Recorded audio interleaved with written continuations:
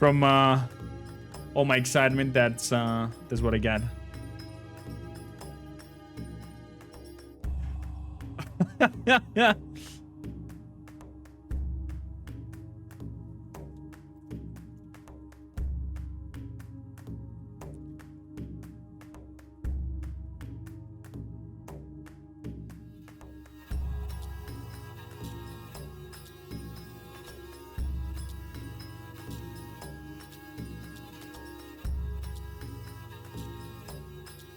No, that's correct? Okay, good.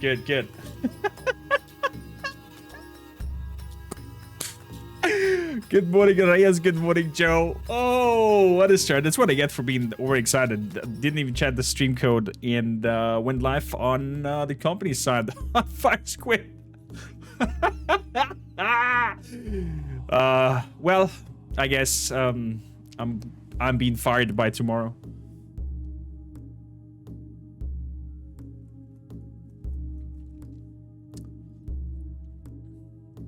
Professional streamer, exactly. Avi, good morning. How you doing? Oh boy, oh boy.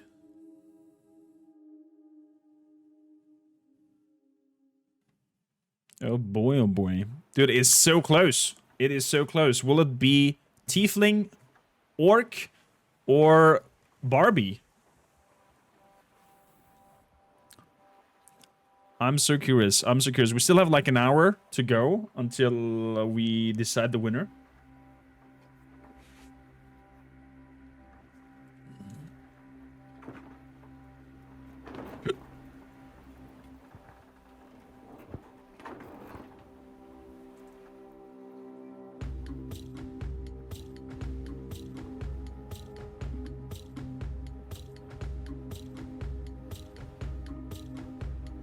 The Twitch integration is massive. You can see the quests that I'm having. You can see everything, and so on and so on and so forth. Like the current movie. I've not. Our modest fellowship expands. Praise the sub. Relic, thank you kindly for your Prime Gifts sub over here. 14 months now. Holy shit! Time flies by. How you doing? Welcome in. Thank you for building the shield wall.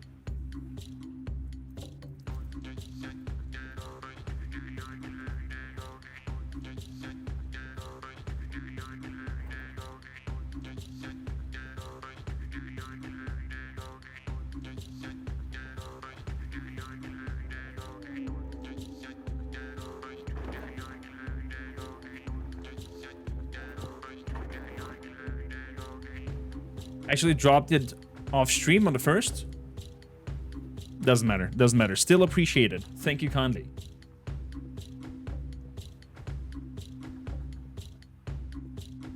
Thank you kindly. So day off because of the rains. You were up until 2:30 in the morning? Wow. Was the rain so strong? What happened there?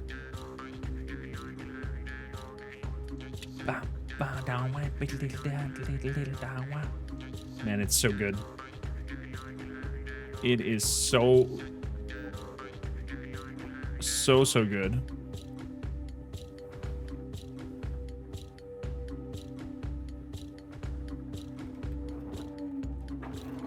So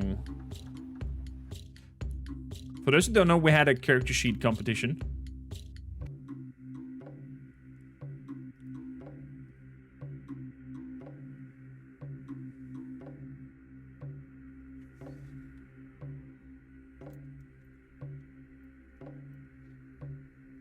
And we have a strong race going on. Like, it's very close. For those who have not voted from you guys and are in the Discord, please do so. We have, let's hop over here. We have over here, Paeltiel and Tiefling, who is from the depths of hell and accidentally becomes a cleric. Very interesting storyline. With 7, we have Bolg, and kind of friendly half-orc barbarian who has not always a good touch with his powers and sometimes squeezes and squashes people to death. by a friendly hug. And we got a lot of great other characters. And in the moment, in the leads is Barbarian, aka Barbie, who is an human barbarian. So funny. I love all the character. I love all the characters. It's so good.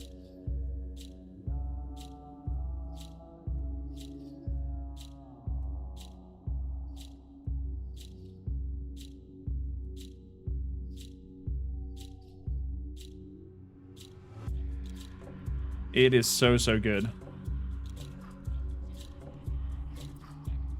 Might have heard of a New Zealand bunch called Viva La Dirt League at 1 a.m.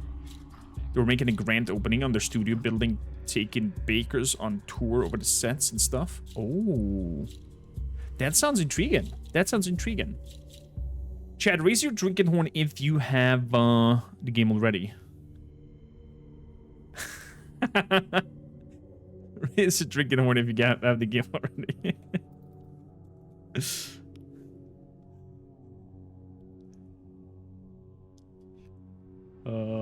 Yay.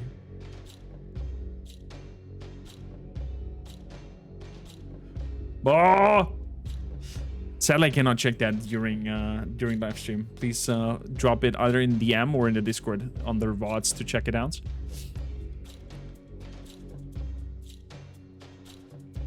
Yeah, it has to be a lot of runes, because it takes a lot of time, Narius, out of the live show. So it needs to mean something, right? So it has a lot of value.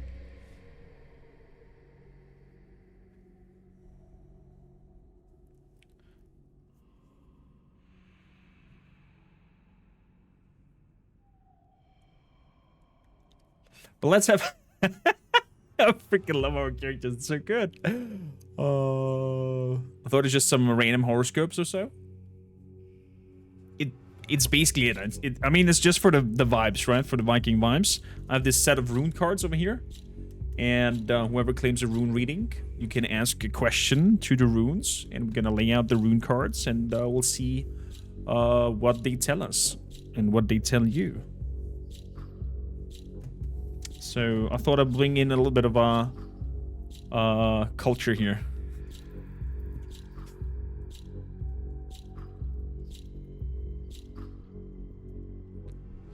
Lazarus, how you doing? Welcome in. Good morning. By the way, we have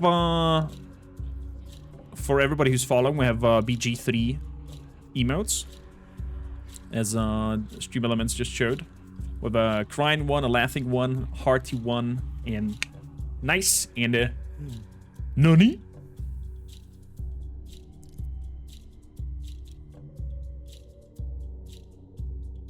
Started picking got inspiration. Here. Good morning, Mithril. Thank you for the work, Lurk. Nice to have you here. Chad, by watching you can get drops. Make sure that you connected your account, !drops, for the link information, how to connect it. You get some nice undergarments. Not that they're very fancy. I mean, they're like very... For noblemen, I would totally see a nobleman wear those. Purple, super fanciest clothing. Oh, I would definitely not wear that. I mean, maybe if our Barbie is getting it, then I could see her wear those things. Of course, we need to see if we can get some... Is there color, not color, is there like armor tainting in the game? Can we like change the colors of the armor and whatnot? She needs to have some barbaric, pinkish, like the brightest pink possible outfits that she can have if Barbie gets it. But we have a little bit of time. Let's hop into the game and have a look at the classes and what we can do there, because that gives me also a little bit of an insight of the possibilities. And I think we are even gonna record the section with the classes for the tubes. Yeah, we're gonna do that. Play the game and then also do audio check and see if the stream is not shitting itself because of graphics. So let's have over there. Zotar, how you doing? Welcome in. I see you rolled some nat 20s. Oh man. Sadly, I couldn't find an animator in time to have a bigger nat 20 and the nat 1 for us. But at least we can celebrate nat 20s for those who have subscribed. Man, look at that. Baldur's Gates, what is it? 20 years? I think at the beginning of 2000 or something, Baldur's Gate 2 dropped.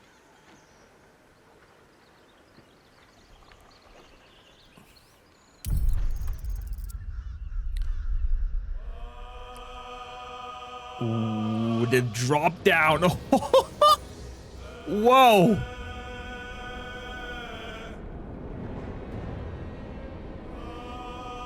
Look at that. Oh, they're coming down. They're coming down.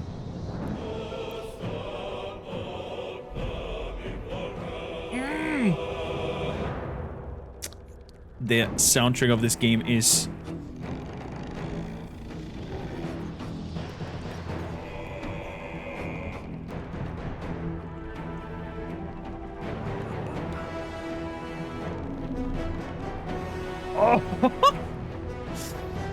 Woo! I've recorded today already the first episode of I recorded today already the first episode of my Barbarian. Fast supporter. Holy shit. Cursed Gamers, how you doing? Welcome in. And Lazarus also coming in. An earnest disciple. Let me hop really quickly to show you the character that I've created for the YouTube walkthrough. Hydra, good morning. Cursed Gamers, how you doing? Welcome in. I've created myself. We're already 7 hours in. Nice. What kind of character have you created? And I'm playing as myself. Barbarian. Interesting take that will be with him is I will not use an great axe. I will have him with axe and shield. And it's basically a one-to-one depiction from myself. We went even so far as to have a look at the proper genital forms to look exactly like the real-life copy. And I'm intrigued. We just did the character creation and started into here. I went for Con 16 and Strength 16 to have a +1 on the armor class. So in total to go up to an 14. Interesting thing here. As you can see, base armor class is 10. Dexterity modifier goes in there. And the Constitution modifier because Barbarian. So if I go and bring my dex up one more with an item or maybe with the next Con do not get AC, that's dex. No. Look what says there in the bottom line. It's not 1-to-1 5e. The barb in here gets an Constitution bonus from armor and defense. Gotta lurk while I play some hunts. An earnest disciple. Have a wonderful time. That there's like some tweaks for the game that they made, but we're gonna go in a breakdown on may the bayou protect you. Don't get eaten by a spider zombo.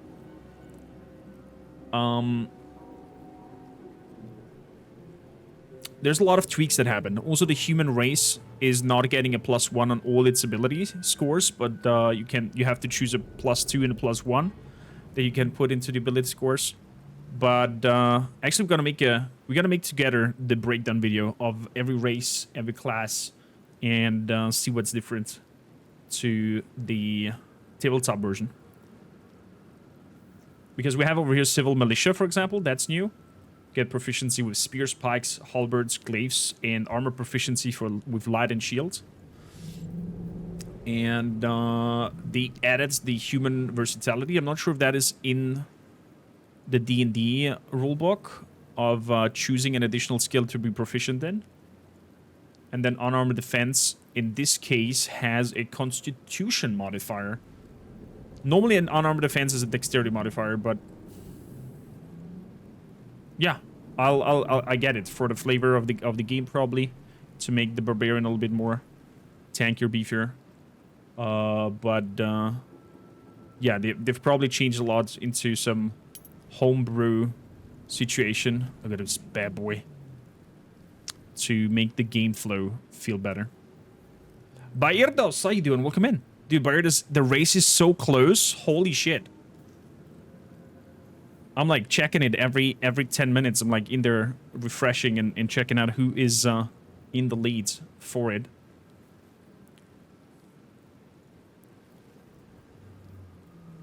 Oh, it's a tie. It's a tie now between Barbie and Bolg. I'm freaking out. I am freaking out.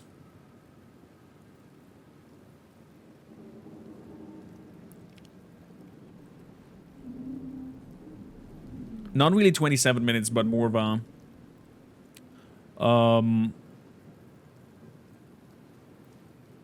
It's nearly an hour that we have left. Nearly an hour that we have left. But let's hop into the character creation from here and do together VOD. Mr. Yin Yang, how you doing? You do your needles? I love races like that. I love the races like that. Narias just needs to vote for it and it wins. Well, he wants the community to choose and don't want to not necessarily jinx it, but not force his win by him doing the click. You don't care for it? Me neither. We just made it for the sake of having fun, creating some characters and come up with interesting ideas. And we gotta go through them one by one and have a look who has done what in a bit.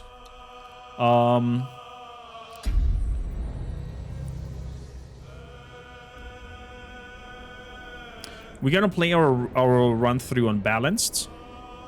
After we're done with our playthrough or walkthrough, we're gonna have a permadeath run where we're gonna create and keep creating characters, and then when a character dies in permadeath or has achieved his goal, we're gonna switch character or create a new one. Embrace Barbie in your heart. And I'm curious, and I'm also curious for the origin characters to play those as well. So, Chad, I don't know. I think for the next 2 years, we're just gonna have Baldur's Gate here. Maybe I'll bring in some Cyberpunk in between because I'm interested in that one as well. But you have a Drow Warlock Hydra. That's amazing. Spriggly, how you doing?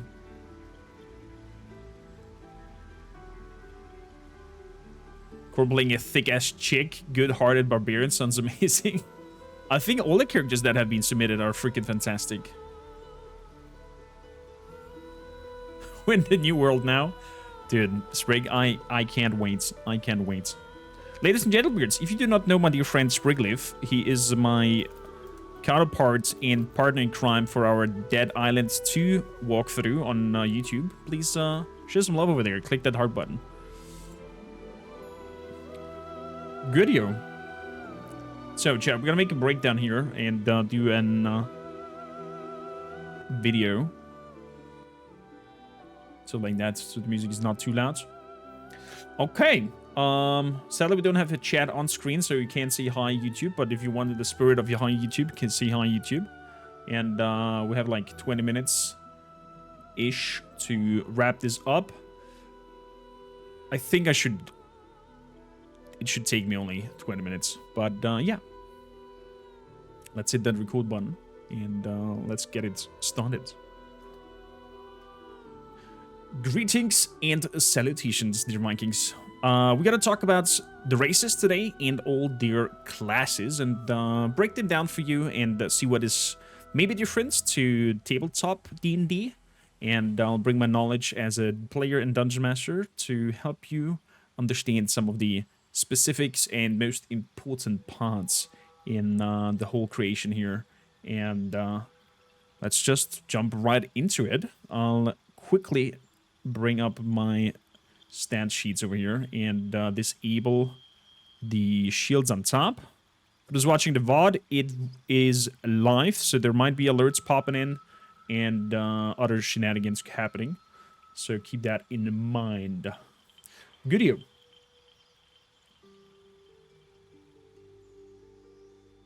View. There's my stats. There we go. Beautiful. So, to the races. We have Elf, Tiefling, Drow, Human, Githyanki, Dwarf, Half-Elf, Halfling, Gnome, Dragonborn, and Half-Orc. I don't think these are all the races that are known in the world of Dungeons and Dragons. I think there's some more, but I cannot think of out of the head of them right now.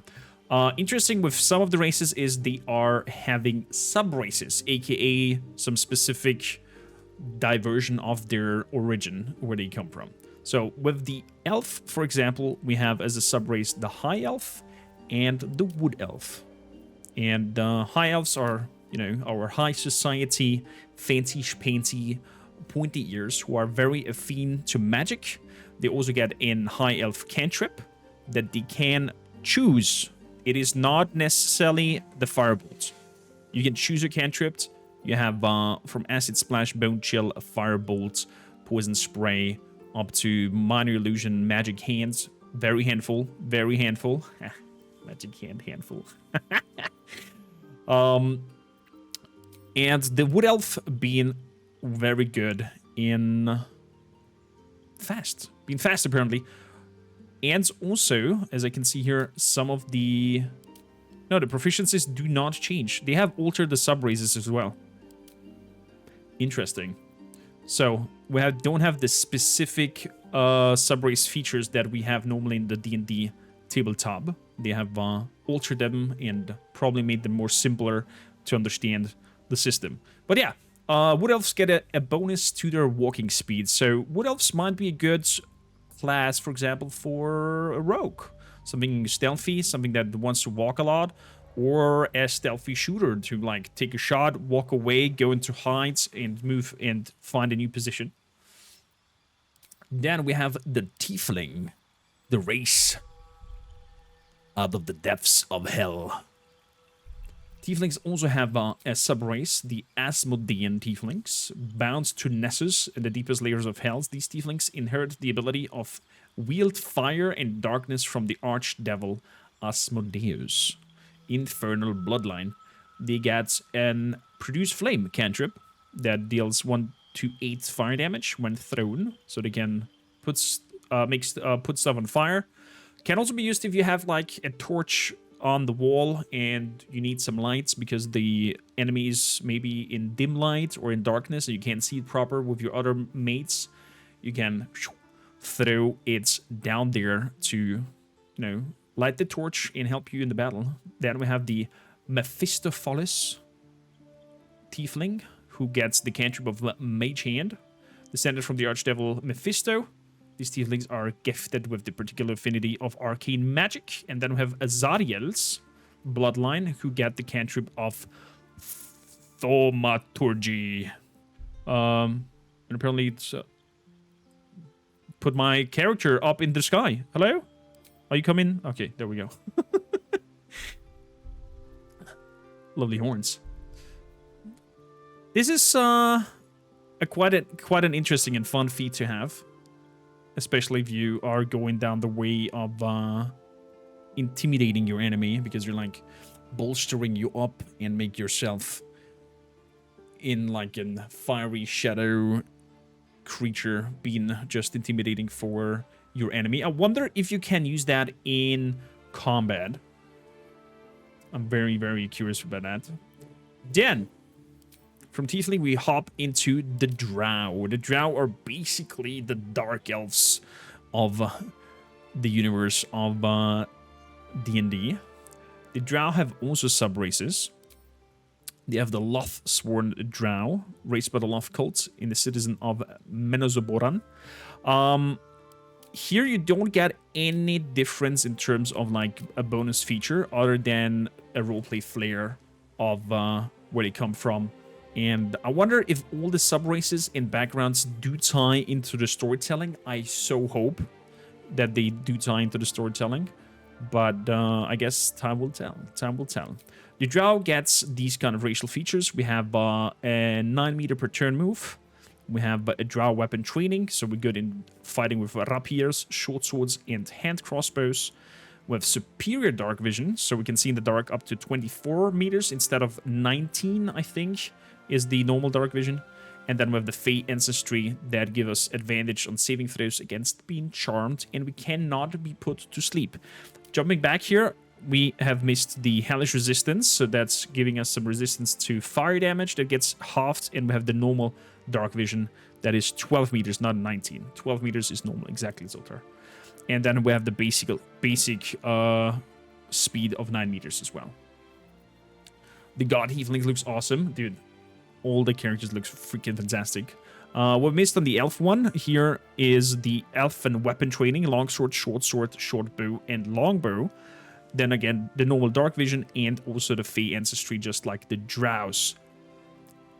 We gotta come to proficiency bonuses in a bit, once we've done with the races to understand what that means. Then we have the normal Uman.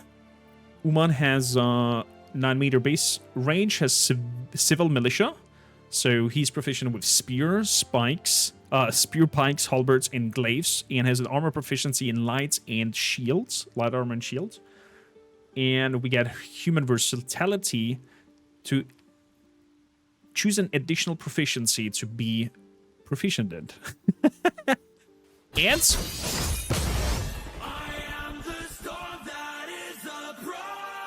Stein just joined in chat.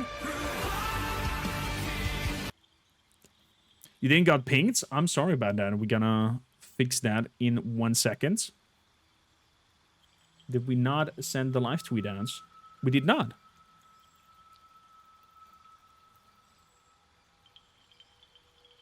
Oh, I'll have a lot of after edits on this take here. There we go.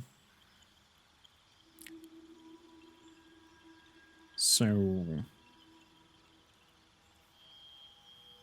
good. So we get some proficiencies in weapon and armor with them, and then another extra skill to be proficient in. And our character capacity is increased by a quarter. I think that makes human the most looter goblin class of them all, or race of them all.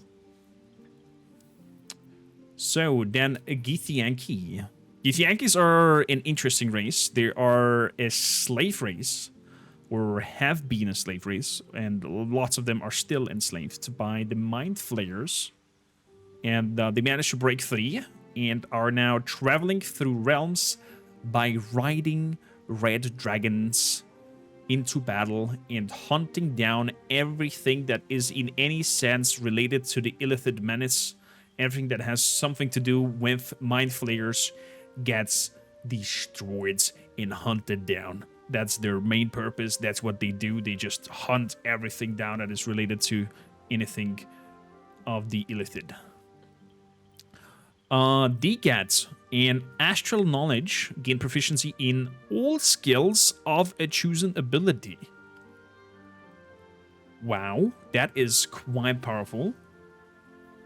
Then they get a cantrip, the Mage Hands, very good again. And they get the Martial Prodigy. A lifetime of relentless training gave the armor proficiency with light, medium armor, as well as the proficiency with the short, long, and great swords. Okay. We have no sub-races over here. Man, they look fantastic, the Githyanki's. What an interesting race. Also, the randomizer on the character creation is chef's kiss. Then, to my most favorite race of the fantasy worlds, it's dwarves. It is dwarves. Chad, can we have some drinking horns raised for dwarves? Freaking fantastic and magnificent. Look at them. Look at them.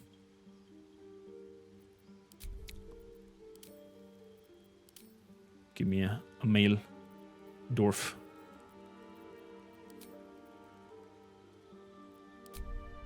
So chunky. So chunky. What is the bed? That's Dwarf He-Man. Right there. So dwarves have combat training with battle axe, hand axe, light hammer, and a warhammer. They're proficient with that. They have normal dark vision of 12 meters, and they have dwarven resilience that gives them advantage in saving throws against poison, and they have resistance to poison damage. We have some sub-races here. We have the gold dwarf, who gets a hit point maximum of 1 and increases by 1 again every time you gain a level. Normally, when you gain a level in D&D, is you have your hit die, depending on your class. Then comes your constitution modifier to it. That depends on how much constitution you have. 10 is a +0, 12 is a +1, 14 a +2, and so on and so forth. In this case, we have a 15, so it's not enough for +3. We need a 16 for a +3. So the const modifier with the hit die together make your HP. If you're a gold dwarf, you get a +1 to that HP throw right away. And when you level up, you roll that hit die to determine how much HP you level up. That's on tabletop D&D. I don't know in here if you get your max hit die bonus to your HP. Maybe somebody in chat knows that already. I saw some people already playing for over 7 hours. You guys are crazy. Good morning, Otarik. Then we have the shield dwarf, who are proficient in light and medium armor. And then we have the Duergar. Very interesting that they have added those, who are also in the Underdark, just like the Drow. That's why they're having this kind of grayish skin. From a logical perspective, the gray skin makes no sense for me. I would rather see them super albino pale, both the Drow and the Duergar. But I think for the flavor of color diversity, they went with gray. Because, you know, you have no light source, or like no sunlight coming onto you, so you should be super pale. At least I would think so. Once enslaved by the Eldritch Mind Flayers, Duergar adapted to freedom with harsh practically. Their cold demeanors and gift stealth are well known throughout the Underdark. They get super dark vision, not like the normal dwarves, who have the normal dark vision of 12 meters. They have a 24 meters of super dark vision. And the Duergar resilience, that gives them a bonus on illusion against being charmed and paralyzed. So if we go for a Duergar dwarf, we should get the dwarven resilience as well. So we are resilient to poison and to illusion damage and paralyzes. Powerful. Powerful combination for a dwarfy, if you ask me. Look at that back here. Manly. So, up next, half-elf. Statistics says that the half-elf was the most played race in the early access. Why? I don't know. I don't like pointy ears. So the half-elves also have sub-races. We're going to hop into those. They have the civil militia, just like the humans, with the proficiency spear, pikes, halberds, and glaives. Light armor and shield proficiency. They have normal dark vision, and as the other, every elf touch have the Fey ancestry to give them saving throws and charmed, and not being able to sleep, or like not being able to cast to be asleep. Their sub-races. High half-elf, I'm sorry, with the elf cantrip that you can choose again, just like the normal high elf. Then we have the wood half-elf, who is getting the same thing with Fleetfoot. And we have here also the drow half-elf. Very interesting. that have dancing lights and illumination at a radius of 9 meters. So it's just making lights around you, so to say. Interesting that you have that. Probably comes in handy for the other group members who don't have ultra dark vision, but for him himself, this illuminating thing makes no sense just for him alone, because he can see in the dark. He's like super dark vision, and can see far. Although the half elf drow apparently does not have the super dark vision. He only has the normal dark vision of 12 meters, but still.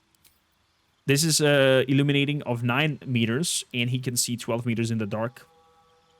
Helpful for your group members, but not helpful for himself. Good. Then we have the halfling. Or a hobbit, you want to call him. Halflings have lucky. When you roll a nettled...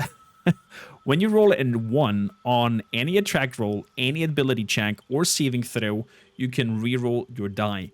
Very powerful if you roll some net 1s. I am normally struck by that luck of rolling a lot of 1s. Maybe I should switch my characters from dwarves to halflings. Maybe I'm more lucky with that. And they're brave. You have an advantage on saving throws against being frightened. Very nice. And they have a racial base move of 7.5 meters, just like the dwarves. So the range that the dwarves and halflings can run is a lot shorter than their taller competitors. Halflings have sub-races. They have the Lightfoot halfling, who are getting natural stealthy, so advantage on stealth checks. And the Strongheart halflings, who are getting an advantage against poison and saving throws against poison. So basically like a dwarf.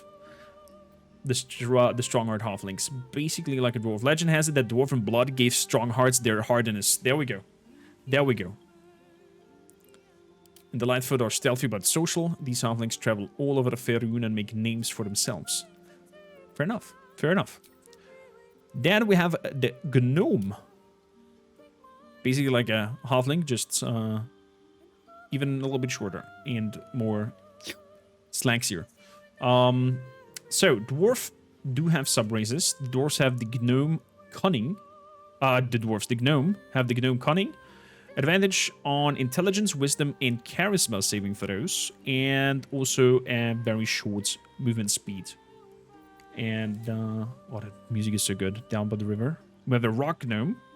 Dark Vision, and Artificer Lore adds twice your proficiency bonus on history checks. Then we have the Forest Gnome, who gets an Speak with Animals. Interesting. And gets the Dark Vision. By the way, Speak with Animals, super fun. Was in the early access already, super fun. Can highly recommend. And then we get the Deep Gnome, who are in the Underdark, getting Stone Camouflage, meaning advantage to stealth checks, and get super dark vision. Man, I love the diversity. There's so much to do. And then the Dragonborn. Holy moly. I think Baldur's Gate is the first game where I have the opinion that the lizard-ish creatures that you can play are looking freaking badass. Elder Scrolls, for example, with their scaly friends, I don't know. They look more like little lizards. These look very majestic, in my opinion. So, Dragonborn gain and normal speeds, but they can choose a sub-race, aka a dragon that they are coming from. So, the Black Dragon gets... So, basically, what you can choose is what kind of type of breathing damage you want to do with them. So the black one is acid with an resistance to acid. So basically it's always the counterpart of what they spit. They're also resistance to. Makes sense. So the black one is acid. The blue one is lightning. And then also gets the lightning resistance. Look at that. with the dreads here and that skull up there, if he would have a full mask, I would say this is a predator. I don't know, I can make the predator sound that clicking. The brass one has a fire breath, therefore fire resistance. The bronze is again lightning. Oh man, they look so good. Argonians are meant to look more serpent-like than dragons, that's true. So good. Copper goes again for... I could see a copper dragon be a monk with that kind of friendly face. Then golds. Holy! Fire breath. Okay, what is the difference between the breath? 2 to 12 damage. Spew forth a column of fire. 2 to 12 damage. Spew forth a cone of fire. Oh, okay, so the brass thing is like frontal, for frontal puke. And the gold one is a cone spew. Interesting. The green one. He freaking also spews a cone of acids. Of a cone of poison. Never mind. Poison breath, not acid. And is resistant to poison. The red one.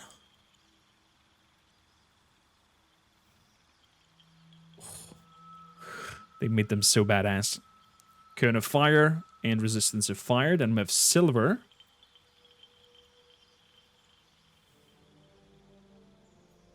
Frost breath.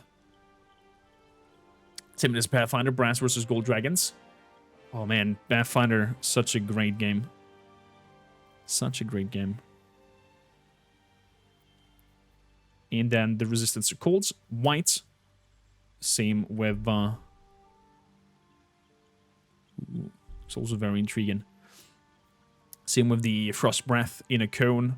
And the resistance to fire, to cold. Man, they have nailed every race, in my opinion. And last but not least, the half-orc. Oh gosh, smash! Although half-orcs are more intelligent than our Warhammer counterparts of orcs. Since they have the human traits in them. They're more like Thrall, if you want to compare them to the Warcraft orcs, for example. Good. Half-orc. Normal 9 meter. Dark vision. Very good. Relentless endurance. If you reach 0 hit points, you gain 1 hit point instead of becoming downs. Exactly. This can come badly to you as well. Instead of getting downs, coming back up with 1 HP. This could break your neck in a permadeath run. The relentless endurance is as good as it is bad as well. And then we have the savage attacks. When you land a critical hit with a melee weapon, your damage dice are tripled instead of doubled. This makes him, in my opinion, a half-orc the best race for a barbarian. Because of the extra crit thing. As well as for a rogue, in my opinion. Because rogue already have a huge multiplier of damage with their stealth attacks. Imagine now that you are working on getting more crits with the rogue and being a half-orc. I think that could go skyrocket there in terms of crit damage with an roguey orc. And orcs have no sub-races. Fair enough. Well, that was it for all the races that we can choose and have. Let's have a look at the classes. And then, before we have a look at all the classes, I'm going to quickly break down our attributes up there and what proficiency mean in the game. Looks like Barbarian is the first one. So, proficiencies are determining your skill, how good you are in terms of checks that needs that certain skill. For example, you want to pick up a huge rock, you will have to do a strength check. The strength check is by rolling a natural 20, and then your strength proficiency or strength bonus comes to it. The bonuses are +1, +2, +3, +4, going up, or can go down into -1, -2, and so on. How are they determined? Starting from a range of 10 is the 0. You have returned. Enjoy this masterpiece. I'm Cormac vibe. gonna love it, Drow. Thank you kindly. 9 months of support. Welcome in. Take a look. Take a seat. We're just talking about classes now and attributes and how to work. So a +0 starts from the ranks of 10. If you reach your attribute points up to 12, it's a +1. If it's a 14, it's a +2. It's a 16, it's a +3. If it's below 10 and 8, it goes into -1. A 6 is a -2, and so on and so forth. So these kinds of bonuses are the most interesting trait or number that you want to keep in mind because they will determine how good you do in checks, how good you will do in damage, and so on and so forth. You don't really care about the exact numbers here. You just want your +3, +2, plus whatever number to remember. What does proficiency mean? Proficiency means that you are learned to use that weapon or handle that thing. Normally on tabletops, I let everybody use everything as a dungeon master, but they don't get their proficiency bonus in using that item, and sometimes I even give them a disadvantage on their rolls using said item or armor or whatever, because they're not used to it.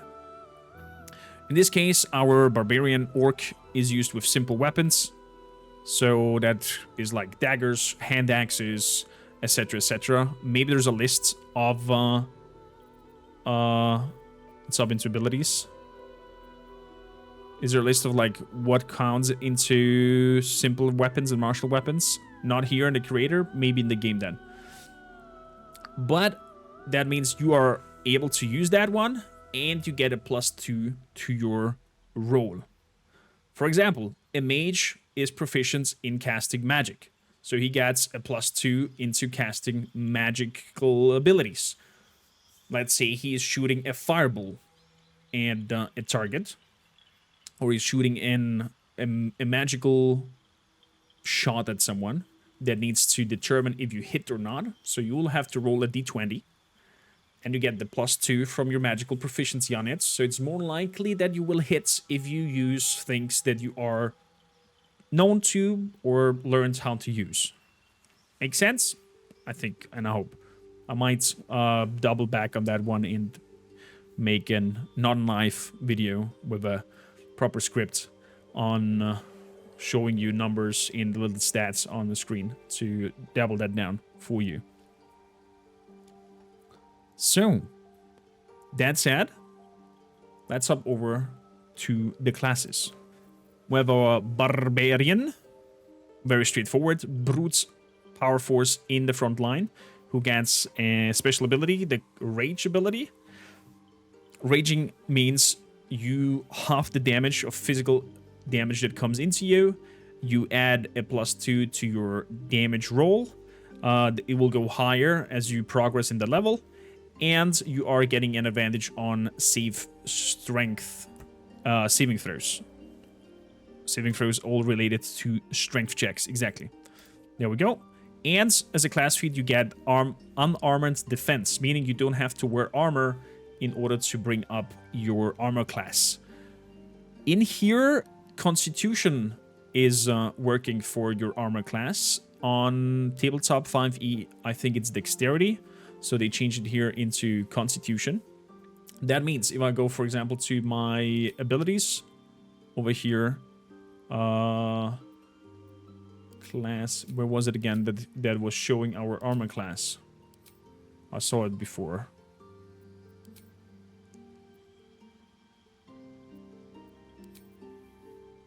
Never mind. I can't find it right now. But in this case, we have no armor. That means our armor class is 10. We get a +1 from our dexterity to the armor class. So we have an AC of 11.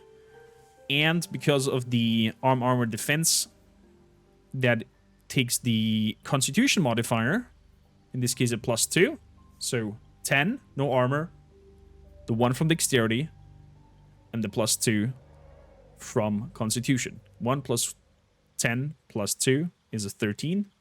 So our AC on this character, armor class, is 13. If I would, for example, go into my abilities and go instead of +2 strength to a +1 and give my constitution a +2 and therefore get my constitution modifier up to a +3 instead of the +2, I would now start the game with an armor class of 14. So, back to the classes. Good you. Le Bard. I find it funny. I'm sorry. I find it funny to see a half-orc in these garments. It is hilarious, in my opinion. It is hilarious. Bards are like mages, only that their bardic specific casts are focused on charismatic modifier. So everything that you do with your bard, casting spells, etc., will go through an charisma modifier instead of intelligence or wisdom, depending on the other magical classes. They are very strong supporters. They have amazing abilities to boost and buff your group, and also amazing abilities to counter CC your enemies, like Tasha's Hideous Laughter, where it can make somebody shit himself of laughing and not be able to fight because he's just falling down on the ground and bursts out in laughter. And also has some healing spells as well down the roads. The Bard is interesting because he has some subclasses that we get to choose at level 3. Is there an way that we can have a look at that? There is not yet. There's not. But we can choose 2 cantrips from the get-go, 4 spells that we want to start with, and a starting instruments. Hand drum, flute, lute, lyre, or a violin. An orc with a flute. I'm down for it. I'm down for it. Oh. Up next is our cleric. Cleric are mostly... I didn't know that. Clerics are mostly frontline fighters mixed with group support, mixed with healing. Don't forget the genitals. Yeah, we're definitely gonna customize that as well. The interesting part in here is that you can wear heavy armor and shields, so becomes very beefy, and is a very nice support class in terms of casting heals, casting all kinds of support abilities on your friends, and is structured down in domains, so you kind of choose what kind of cleric are you. Are you part of the life domain? Are you part of the light, trickery, knowledge, war, tempest, and nature? Each of them having their own cantrips and subclass features, like the Accolade of Nature learns druid cantrips and become proficient in animal handling, nature, and survival, or the Acolytes in Domain gets Warding Flare, where shield yourself with a divine light, use your reaction to impose disadvantage on the attacker, possibly causing their attack to miss. So if you get hit, you can use the Warding Flare that will pop up and save you, potentially, and then gets, of course, spells fitting to their domain. So take your time, have a look through them, and see what fits your character or your idea of the character. Because I think the best way to create a character is not to go like, oh, what's the best class or what's the best stats, is to create a figure and breathe life into that figure and tell a story. That's what the game is about, telling a story. Of course, there's people who just love fighting and tactical combat, but the storytelling in this is magnificent, and I encourage you to try roleplay this and not rush through it just for the sake of combat. I think then you might be picking the wrong game. And last but not least, you have to choose also a deity, a god that you are praying to as a cleric. This will give you all kinds of flavors in terms of the storytelling, not necessarily a bonus or any set or skill ability or something like that. It'll just be for the sake of the storyline, and then I hope be linked into the game and people will react to you being an disciple of Moradin, for example. Exactly, Narias. Voting is still up. Hop into Discord, go to our Baldur's Gate giveaway channel and vote for the main character that we're gonna pick in a bit. Moving onwards. Druids. Druids are as well spellcaster. Their modifier is though wisdom based, not charismatic like the bard. Same goes for the cleric, also wisdom based. In the druids we have some sub-druids classes that we can choose at level 3. You have the Circle of the Moon, who goes into wild shaping. You have your typical druids that goes into nature magic. And we have the Druid of Spores, who goes into the counterpart of nature, the decaying part. Because, you know, life has a full circle. So your classical druid is going into sprouting flowers and being very life and mother nature energy. Where the spore one is on the counterpart of decay and, you know, disintegrates things. And I think he has even zombies that he can use and cast upon. So like a little tight swick of necromancy is there as well. As well over here, choosing your cantrips that you can have, and that's that. Fighter, straight up forward. Frontliner, that you can then specify in different arcs what kind of abilities they want. If you should be defenseful, if you should be using great weapons, and so on and so forth. But I think I'll stop here and actually do this as an full scripted breakdown video, because there is so much info that my head wants to share with you that I'm just all over the place, instead of having a nice structured down breakdown of the classes and races. I love the monk. For a while I wanted to try and play a monk in D&D campaign, so I'm sure I want a monk. I'm excited to hear it. I started with a fighter, but not really enjoying it. I think I make another one. Fighter's like very basic. He's like up in the front line, has second wind to heal himself, has battle surge later on to get another turn in his turn, and it's basically your I'm in the front line tank and get the hits in and just do your basic normal attack thing. Coming from Pathfinder, this was truly experienced.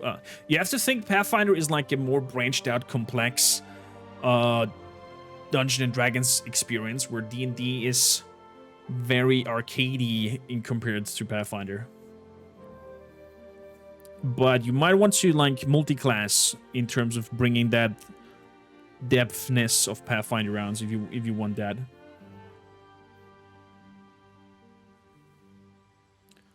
You want to play with her, but she's a fighter too. You can respec her. Apparently, there's a way that you can make her into another class.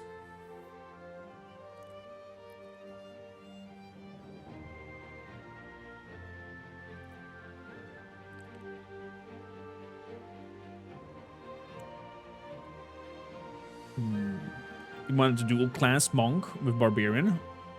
Interesting. Barbarian monk mix.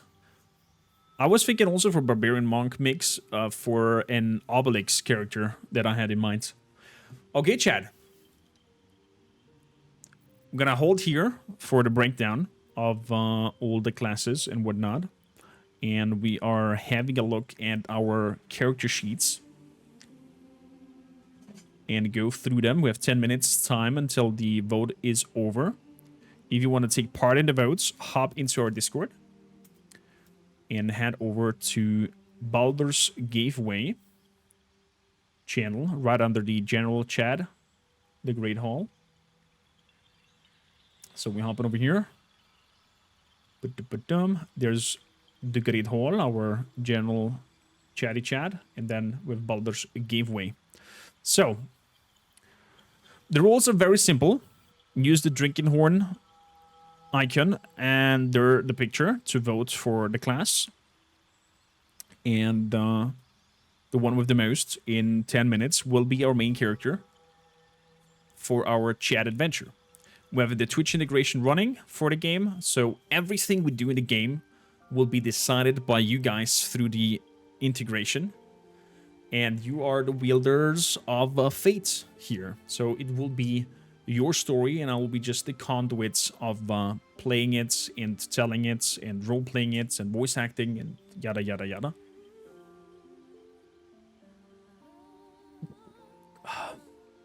So I give the wheels into your hands. I have one on YouTube as well. A run where I play as myself, where I will, of course, decide everything and, Cormception. Wrong one, over here. So,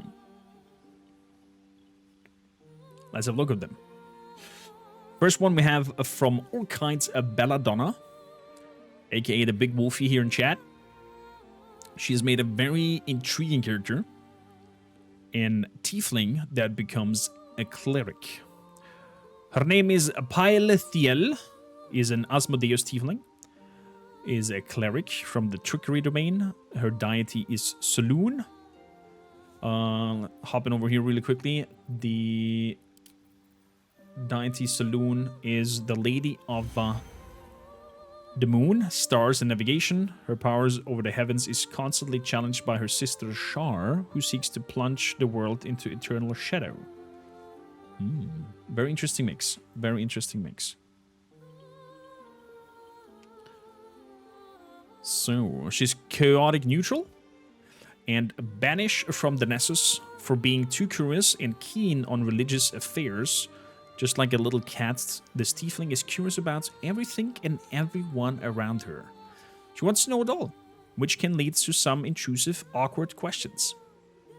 In fact, that was what led her to obtain her religious power.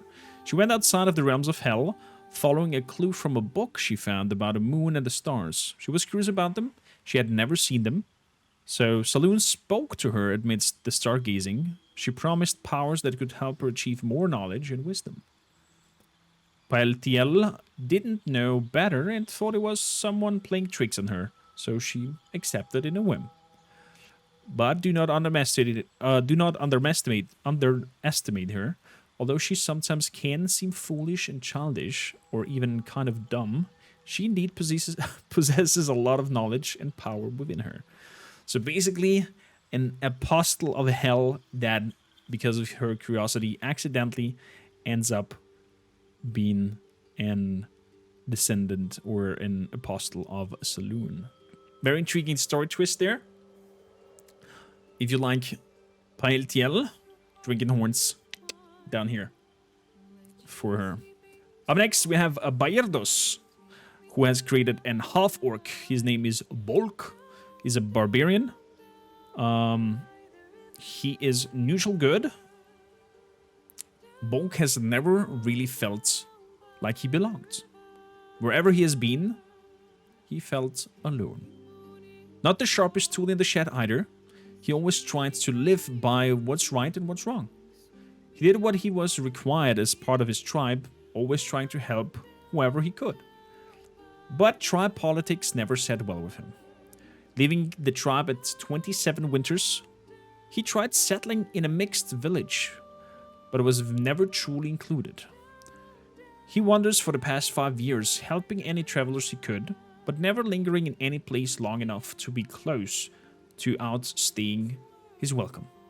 He's 6'8", but he's very skinny. So kind of like a big, loving brute that probably might give you accidentally a too strong hug and break you a rib, but he means well. If you like bulk, drinking horns down. Then by Hemel. Ooh. He kind of reminds me of Portuccio from Pathfinder. That little evil gnome. Neville Thorn Willow, a halfling. He envisions the character as a fencer, so a mix of rogue and fighter. Using a rapier, exactly. He's lawful evil. I think this is our first evil character. Neutral good, exactly. And chaotic neutral. I think chaotic neutral, yeah. Can be played out. Down by the river, such a good song. Neve is a young noble from a family of diplomats from Lurien. Unfortunately, his career was interrupted when he was caught red-handed during his trust-securing mission. That is snooping in private registries. Tornwillis wanted to avoid the fuss and demanded from Nevo to stay low from some time. So his family told him to, you know, stick down. The 6 to your head does. You saw a pretty face. I mean, he's fantastic. He was taught strictly, and he has perfected the etiquette, practiced fencing since he was 5, and has very good business sense, which he often puts above more moral qualms. So he wants the coin. I see. If you like Nivo, please drop a die drinking horns under a Nivo. Up next, we have a Zopper. Wait, it's Zoppo, not Zopper.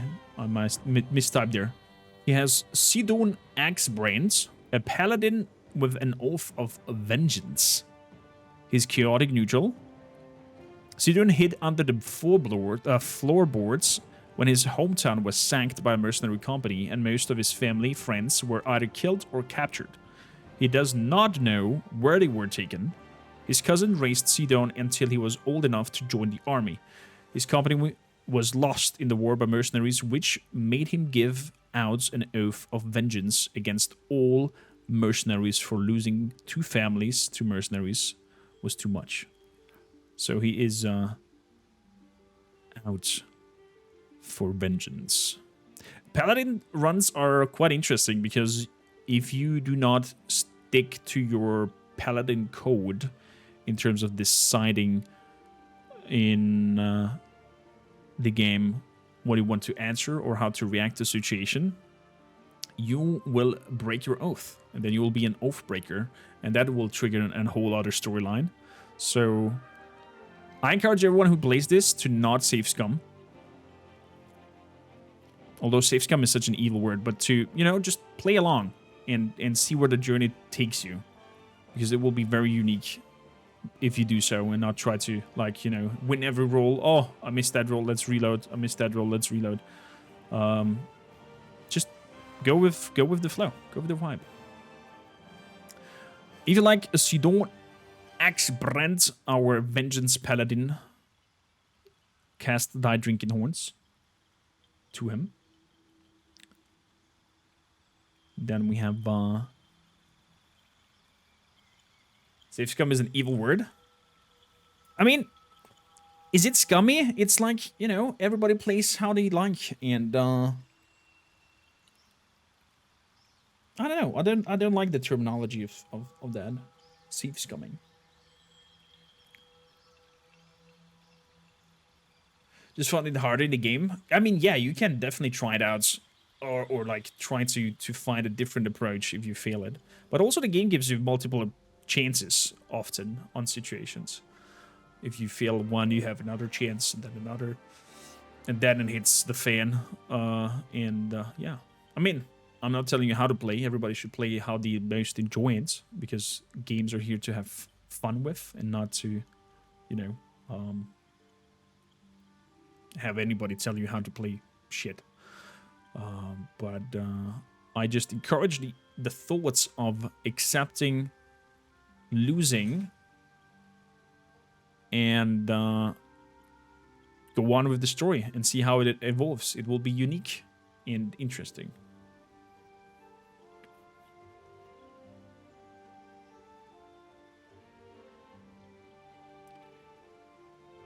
Yeah, I see the point there, Okan. I definitely see your point there. Up next, we have the Andor with Reveil. She forwents her last name as part of her self-imposed exile punishment. Going for Dragon Knights is lawful good. After accidentally having electrocuted her best childhood friend through her first manifestation of magical talents, a shocking grasp delivered via a hug.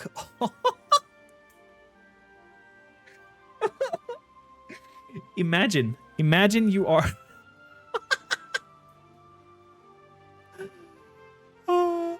Imagine you are magical fiend. You get your magical powers, or you don't know your magical powers, and you hug your best buddy, and then all of a sudden gets bzzz, and you just cook him. Oh boy. I get now the angry face, or that resting angry face there. Very powerful, like it. Unless I prefer going for the outcomes, I like to see, just because I don't have infinite time experience for variable. Yeah, definitely, Otarik. Exactly what I said. It's like everybody should play how they enjoy it most and make the most out of it. I personally just encourage the thought of, you know, just roll with it, see where it goes, and it has potential to come back and replay and try different things and see how that plays out.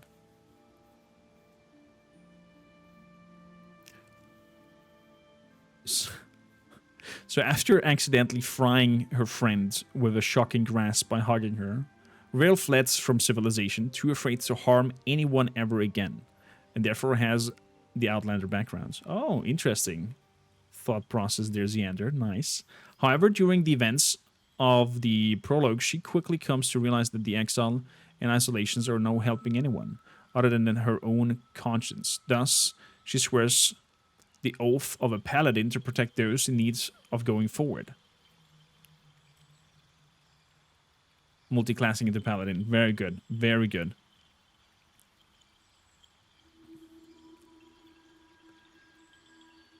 Very, very good. Love that.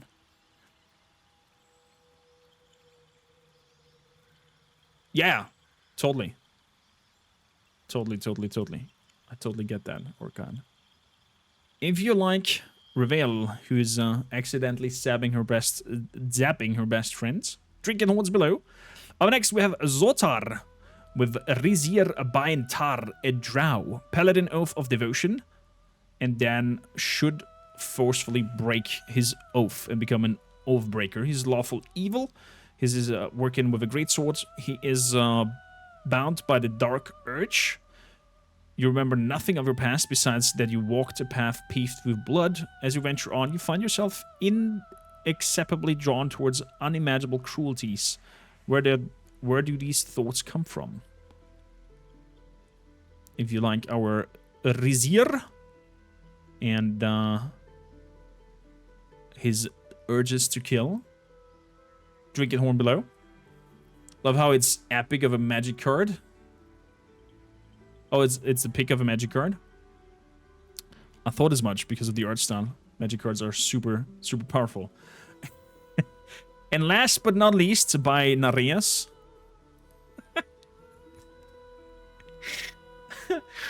Barbie. A human, a barbarian, neutral good. She was the most beautiful woman in the tribe, and every man looked after her as she passed them. Her husband, Kendrick, was glad to have her, and they lived quite peacefully up in the northern regions of the land. Kendrick.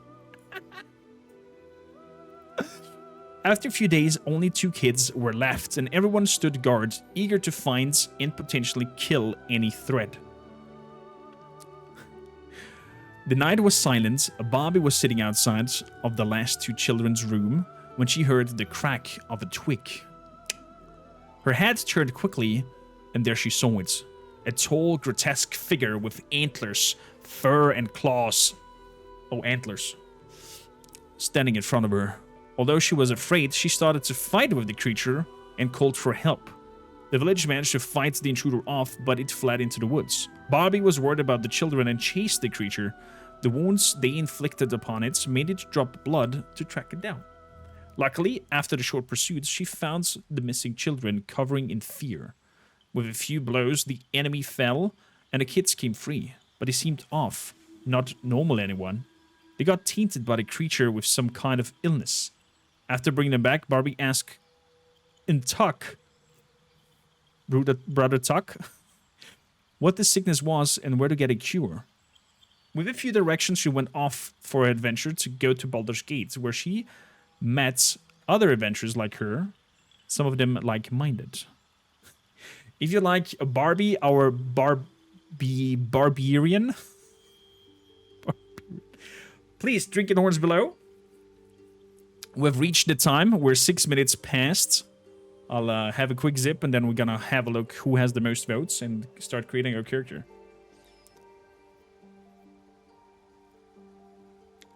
You roll like shits in BG3? I mean, isn't rolling nat once the best experience?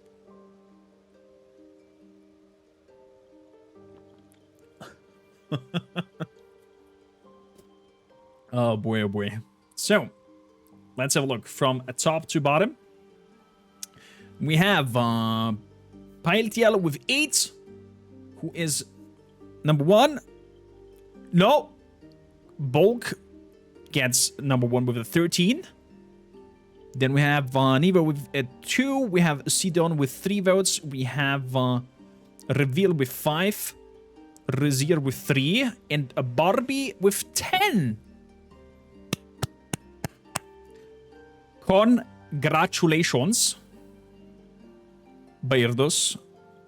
Looks like our character for our run is an half-orc barbarian who will apparently multi-class into wild magic. We'll see what we can do there in terms of wild magic mix. Over there. GG Beirdos. Beirdos, let me grab you the game right away.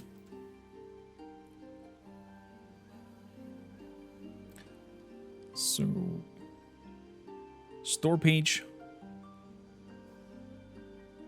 view page. Thanks everybody for taking part in this. I hope we can do stuff like that more often. We can do that thanks to all of you guys watching and have a look at this. So, add to cart.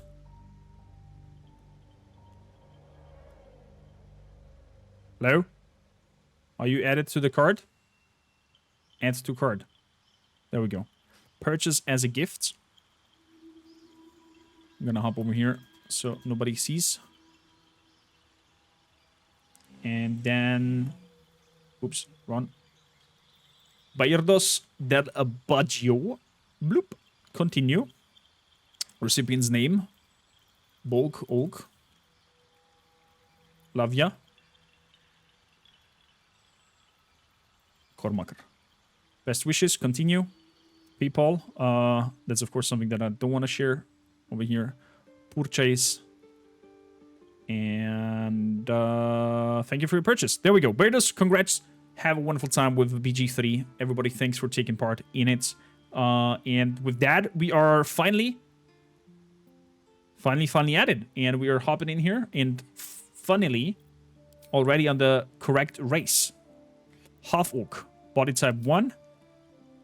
Body type 2. What is that, like only male or female?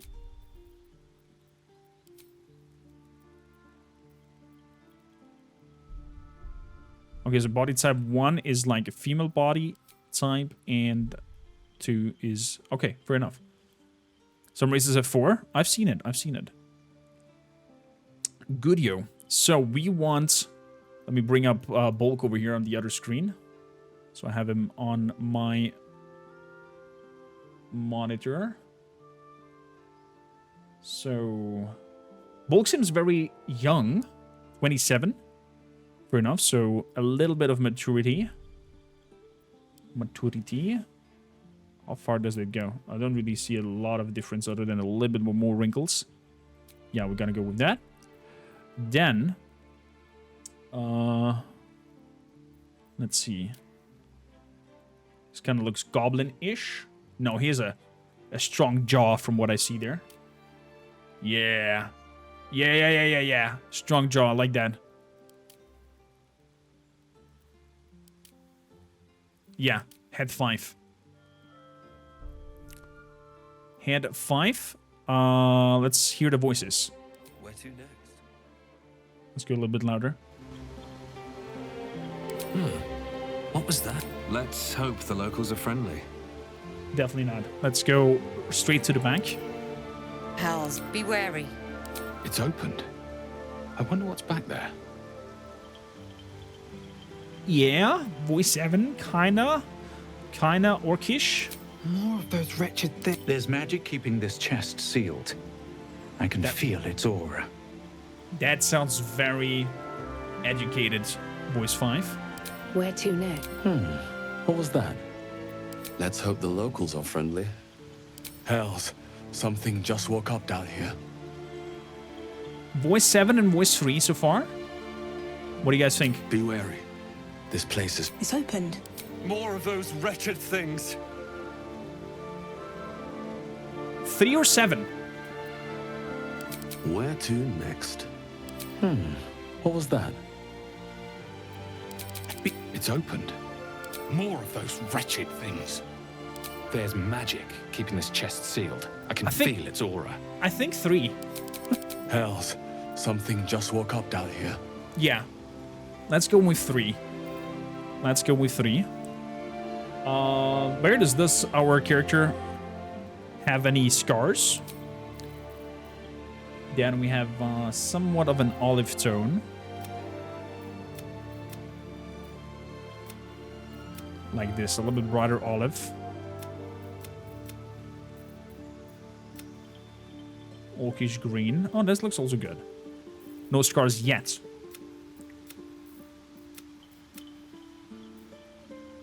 This looks also good. Okay. Confirm. Then the PP. Are we hairy down there? Are we shaved down there? How's the PP? This might not be safe for work right now, chat. He's got hair in really weird places. Okay. I think default is best then. Yeah, let's go for default. Dude, he's jacked. Sheesh. Oh my lord. Yeah, of course, Orkan. All my streams are 18 plus. All my streams are 18 plus. We have no problem with nudity over here. As long as it's just like a complementary thing of the game or the RPG. If it's going into like pornographical things, then we might have, first of all, troubles from TOS, and second of all, I would not be interested because it doesn't drive me in terms of like, yeah, okay, whatever. Some of the sexual scenes in Witcher 3 were like, also like, was that necessary to tell the story? Do we have any war paints going on or tattoos? Something like on the underlip. I think you're gonna have a clean face with him. Kind of like the nose that he's rolling. Eyes. You made him greenish eyes. Shall we go for heterochromia to have 2 different eye colors? One be like I think the 2 different eye colors is cool for an possessed character. Or 2 different shades of green. That would work. Green and brown, you say? Could go green and brown. It's your character. Let's go for a lighter green, like on the picture. And the other eye is brown. Green and brown.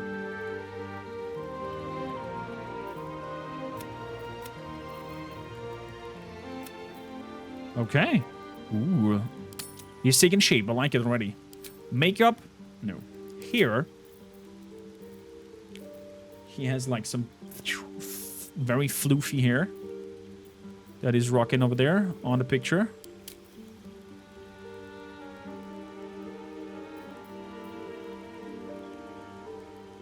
And facial hair has some mutton chops. Do you have something like that? Oh! There's not just a thing for the orkies. We have only mine shafts.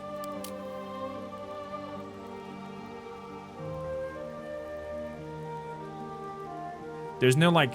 I know for humans you have the mutton chops things. They'll have to do. That will have to do. So, but I'm not 100% sold by the hair.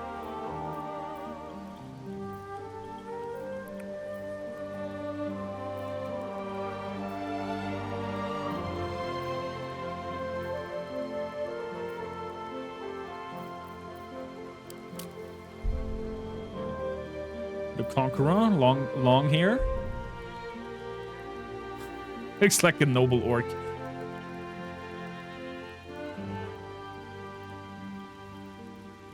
I think it might have. We're gonna have a look at it. Yeah. Could have him with some depigmentation, if you want to go with that. So give him some distinct markings.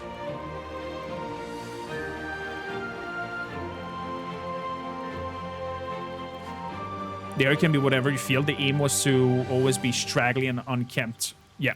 So like something wild.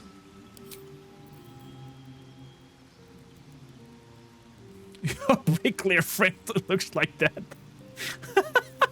Make a screenshot and send him to it. I didn't break, by the way. You've been a character creator for a while. Same. We're gonna be here probably for the next half hour. Or longer. River Shaman. It looks like from a rock band, the singer. We need something wild.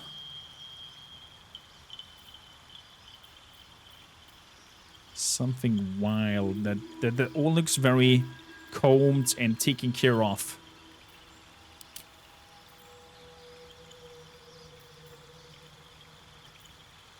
So many options, right? There's so many good options.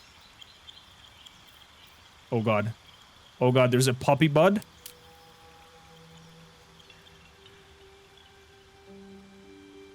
I'm your greatest fan.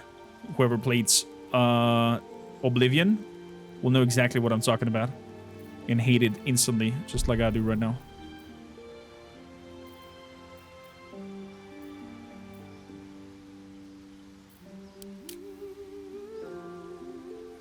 This kind of looks good with the curls uncombed. With a little in the back. Fuck, the guy pushed him off the lighthouse. I know exactly what you mean. 2 hours later, he's still at it. 100%. 100%. Although I think we're gonna keep in the schedule even, because I said we're starting the journey 11. So we have like 10 minutes left in terms of the time. Bardic inspiration.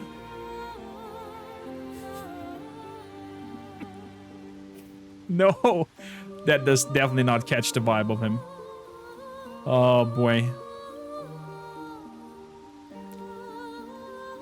Also looks like a famous singer boy.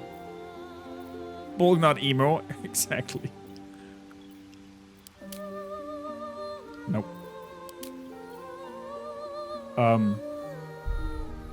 Bolg? I guess the Quahum is something that... Oh, there we go. Bolg not olds for having such hair either.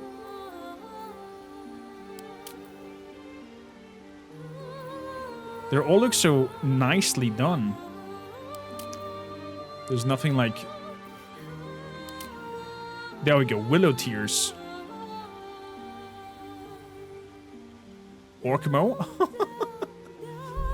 By the river. What do you guys think? Wild, uncombed.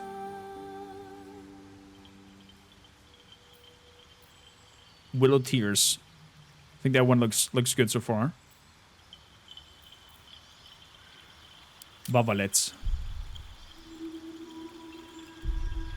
That looks kind of too scholarly again. That is combed. Yeah. Bonbons. No. So I'm tempted between these two so far. The willow tears with the wild long hair, kind of outlander-ish vibe. Because he's an outlander background. Outlander, exactly. Going around a lot, not really caring for his hair.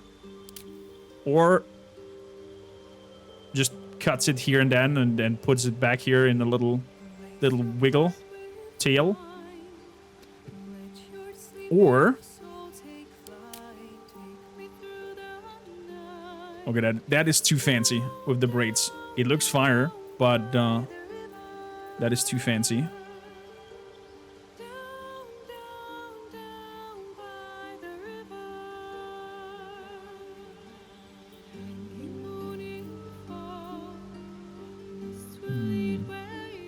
Ballerina buns. Or we can go Gorgon.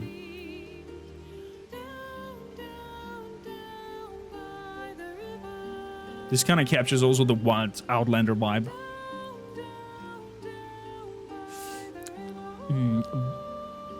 Not Gorgon. The one with the bun is awesome. The one with the bun.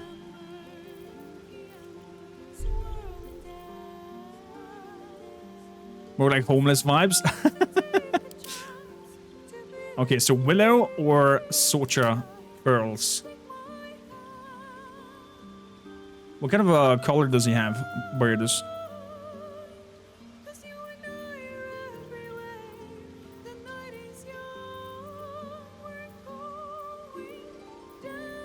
Down, down by the river.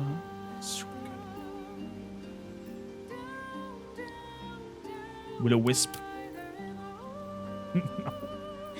No, no, no, no. Carrion feathers. That could also work. Some wild hair. Brown, but lighter than current choice. I mean, right now we have like dark, I think, brown. Black brown. Slacktron, how you doing? Welcome in. Hard decision here. Carrion feathers. Socha curls. Or willow tears. I personally like willow tears the most. Socha curls looks good, but it's kind of too noble-ish. My opinion. But could work, because he's like, you know, trying to be a friendly helping hand. Socha, you say? I mean, it's your character. We're gonna go with Socha then. More votes for Socha. And something lighter brownish. Like this. Or a bit darker. It's more practical as well, in terms of like fighting. Pink, maybe? That would look weird. Yeah, no. Oh my god. Tormaron, how you doing? Coming in to help with Shield and Axe? I'll gladly have you. Darker Soul highlights option we can use to lighten probably. Yeah, we could go for black brown and then go for highlights of an better brown.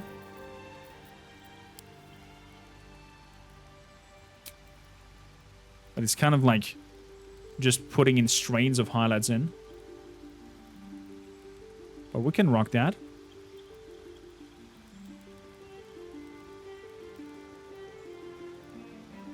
Even winning the character creation.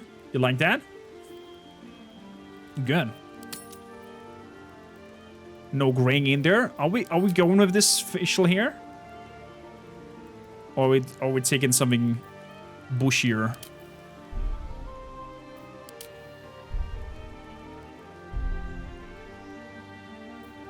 Pointed retort.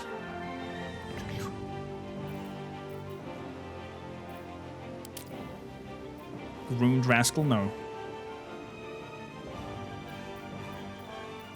Yeah, are we keeping the mine shaft? Busha looks nicer, in your opinion. I go with the vibe of Barritos here. He won the character sheet creation, and we're gonna rock with that.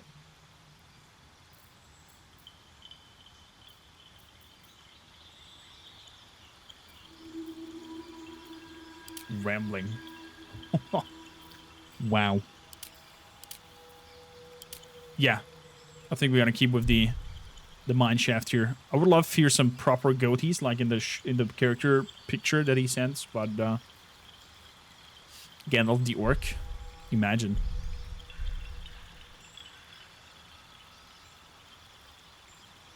Gandalf, Gorkdalf, Gorkdalfr. The 9 mutton shops, yeah. By the way, everybody who's following the channel, you can use our special Baldur's Gates emotes that we have running for our runs. Imagine how different the story would go if Gandalf was an orc. I can only imagine. Is there a potential of changing the teeth?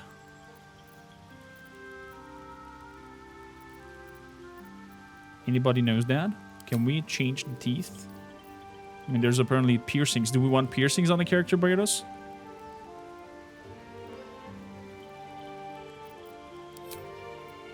As we have, the makeup is like that. Lip tints. Oh, okay, never mind. We're not gonna have such a thing. There's the hair options. There's the facial hair options. So there's no options to play around with the teeth. Oh, that's a shame. That's a shame. Bolg is a simple bean. Goody. Well. You can't change your teeth except when you grow up. They fall off and then grow new ones. Fair point. And as a class, we are a barbarian.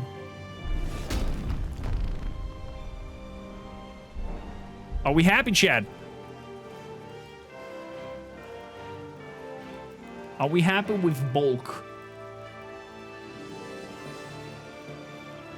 I totally love the humorous approaches there, Tormaron. Don't worry. Go for it. He looks charming, I have to say. The author of the character says, I like it. Well, I'm happy with that then. I am happy with that then. Goodyear. Now, backgrounds. Background, you said Outlander. Outlander gives us a proficiency in athletics and survival. Grew up in the wilds, learning to survive far from the comforts of civilization. Surviving unusual hazards of the wild will enhance your prowess and understanding.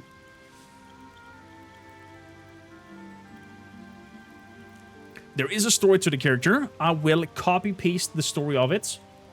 And when you type an exclamation mark character, you will be seeing it in chat. Just a second.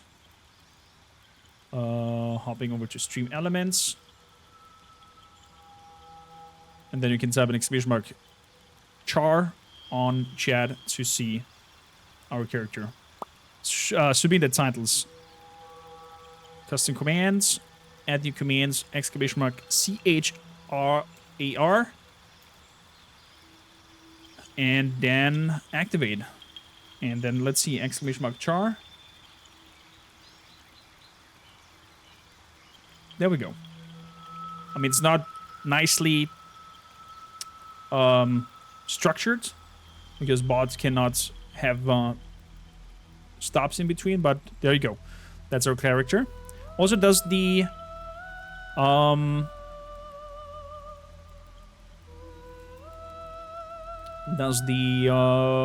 Twitch integration work?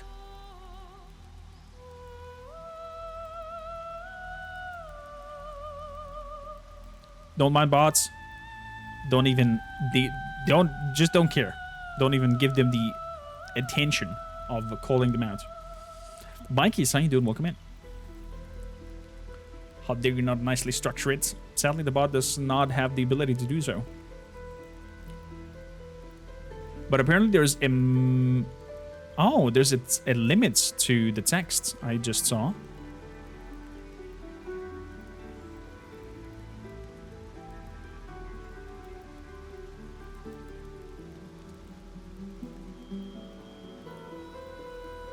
So there's a cooldown. Can I add another text to it? Sadly not.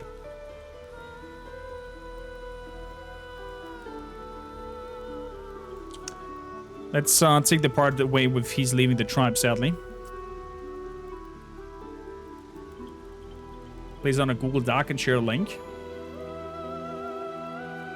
Not a bad idea. But who would click an extra link then?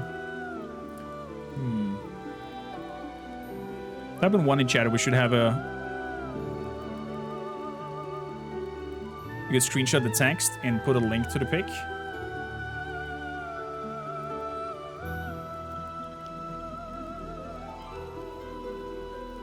Can people watch the link to the picture? Even if they're not in the Discord?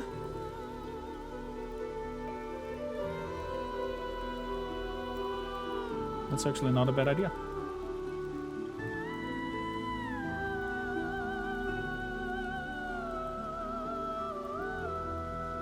That's actually not a bad idea.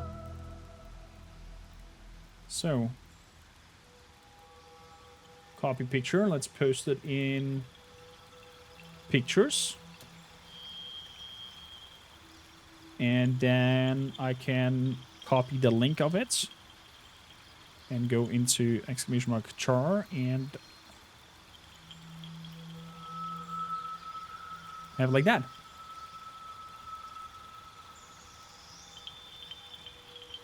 So let's check it out. Can everybody click on that? Are we good? What a charming fella. Works. Chef's kiss. There we go. Combined hive minds. Chad and I are going for great stuff. So, Outlander gives us proficiency in athletics and survival. Beautiful. Beautiful. Then, ability scores. I would say, Chad, because we have unarmored defense that gives us an AC bonus with our constitution modifier, that we take the +2 away from strength and leave it as a +1. Or like take 1 away from strength and put it in constitution. And have a 16-16. Therefore our HP overall goes also up to a 15. We have a higher AC so we don't get hit that easily. And we're still pretty strong with a 16 on strength. What do you guys think? Should we mix it up? Or leave the 17 in strength and the 15 in constitution? I think if we have it like that, it's like we don't get the +3 from strength, and we don't get the +2 from con. For the +3 and +4. Never mind.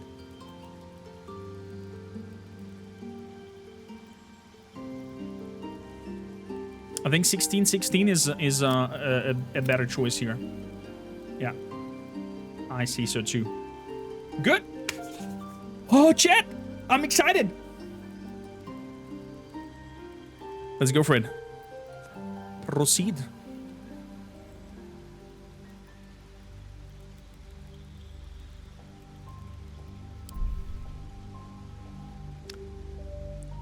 Beardos, are you still here? Bolg. You need a guardian. Choose one. We now need a hot guardian. Is our guardian also an orc, Beardos? I totally forgot about our guardian.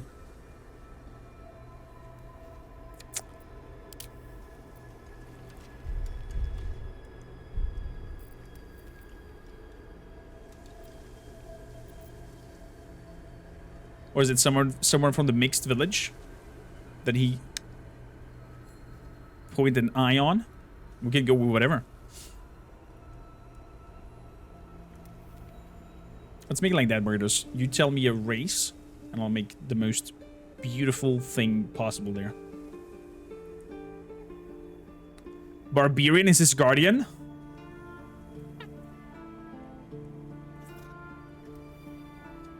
You could use the chance to use one of the other characters. That's a good idea. That's a good idea. Tormaron, we had an character sheet race. If you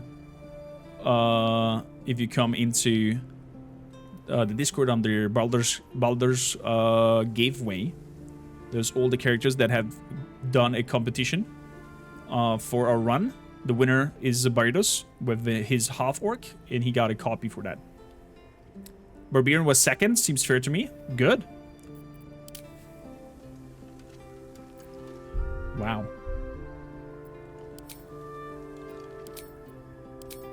We need... Yeah. We need mighty. Mighty human. Mighty human. Okay. The facial structure already looks very fancy. A little bit paler. Yes. Then Barbie had blonde hair, right? Remarkable. Truly. Good luck. Follow Okay, there's just two voices. Fair enough. Don't be afraid. No fractals, no nothing. No body arts. Maybe some earrings.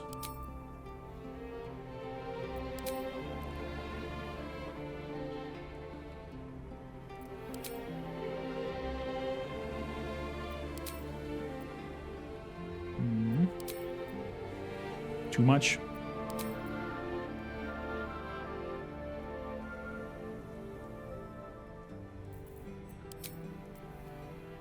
Red scintilla.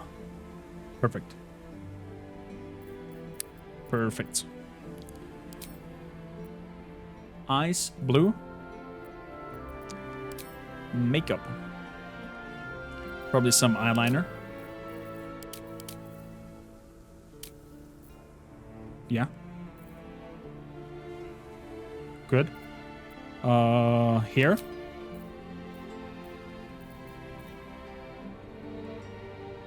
Love the short races, they're so cute.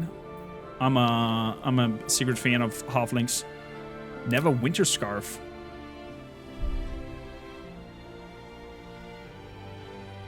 That could look like a barbarian. Blonde.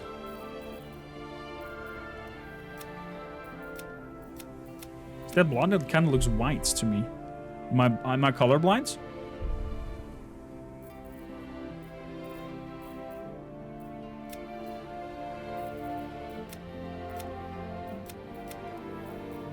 Blonde ash. Blonde gold. Use light brown. Brown. Blonde strawberry, dusty. Brown gold. Ah, there we go.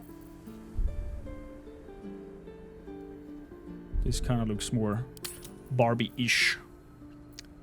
No highlights. No need for that. Kinda like the hair. Let's see what else. Conqueror.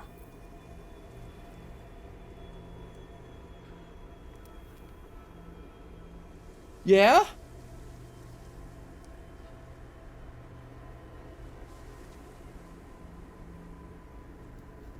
Do blonde highlights?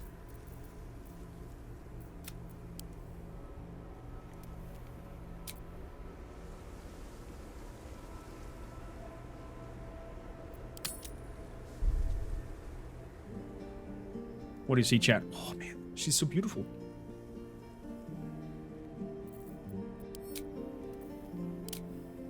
She's even more magnificent now. I'm just kidding.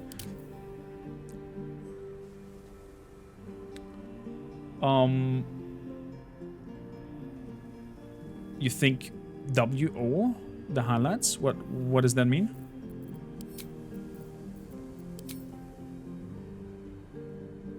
Briannik, what happened to the half-orc Barb? This is his guardian, as it says over here. You need the guardian to choose. And the Barbie, or Barbarian, was the second character in the race, so we're making her as the guardian character.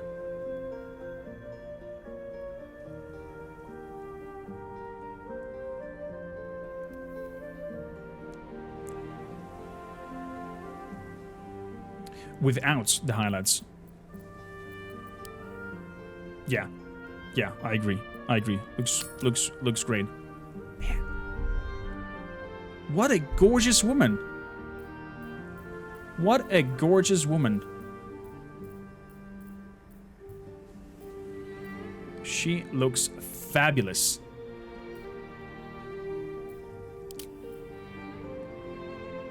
Too much braided.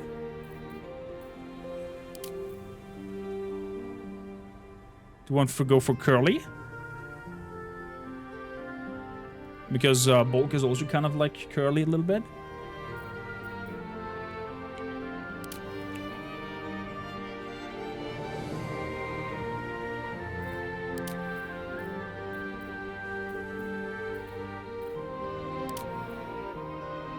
Ah, too strong. Too strong braided.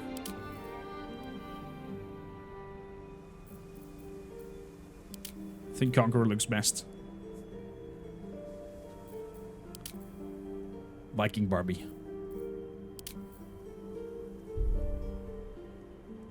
Chad, I have a mild crush on our Guardian, I have to say.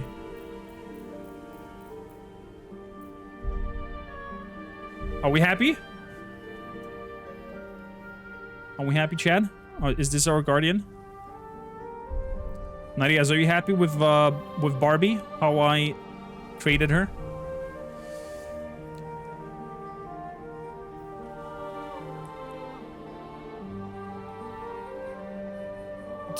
Illegal and beloved Guardian.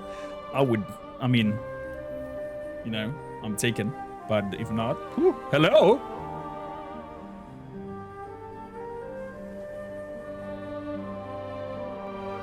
Like Kate Sackhoff? Who's that? Probably I should know the name, right? Kate Sackhoff.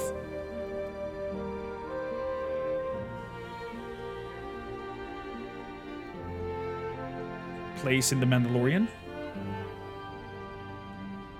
Bo-Katan. Oh.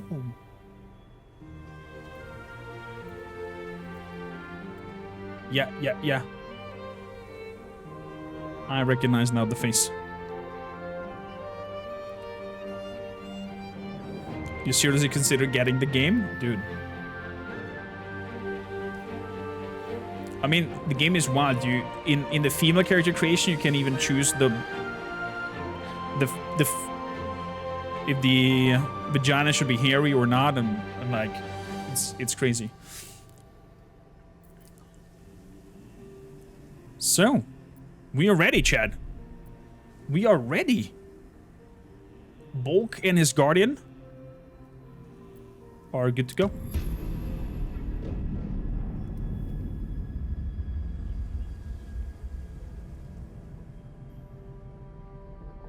We're waking up.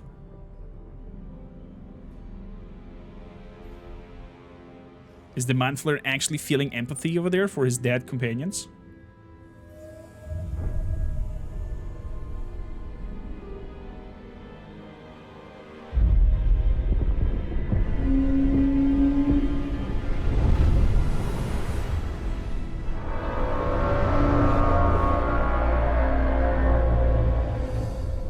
Oh, the sound, Chad.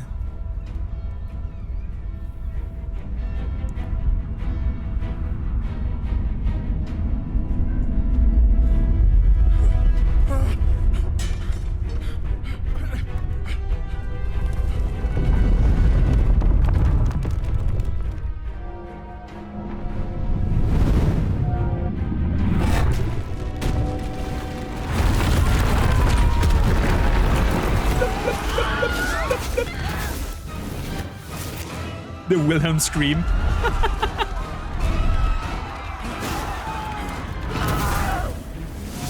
So powerful. Here comes the Gift Yankees.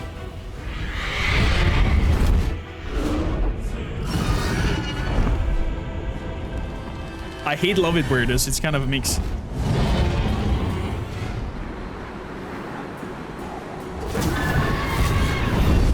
Finally, dragons that have bigger wings than their bodies.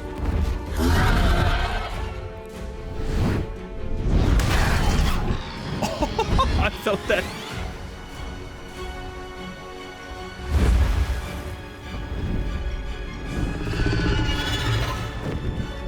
I would wish for an Aragorn movie that is good.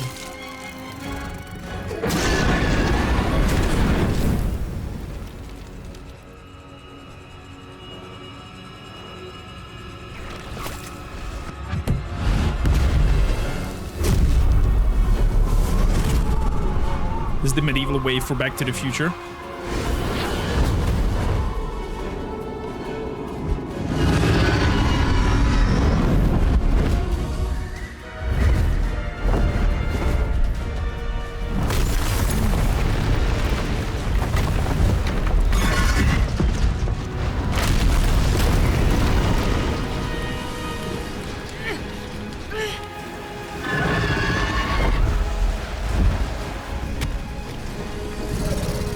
Uh-oh.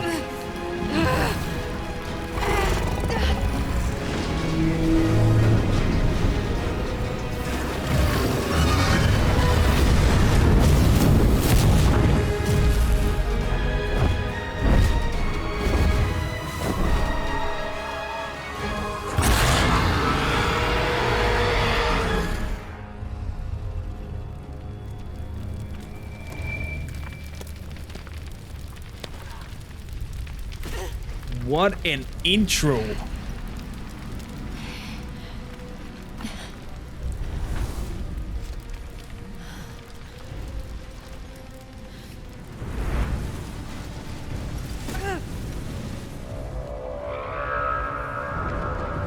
Chad, did you see what I saw?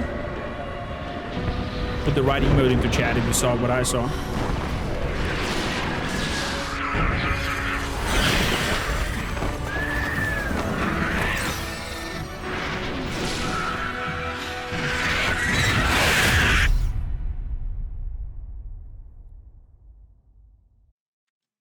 That startled me a little bit.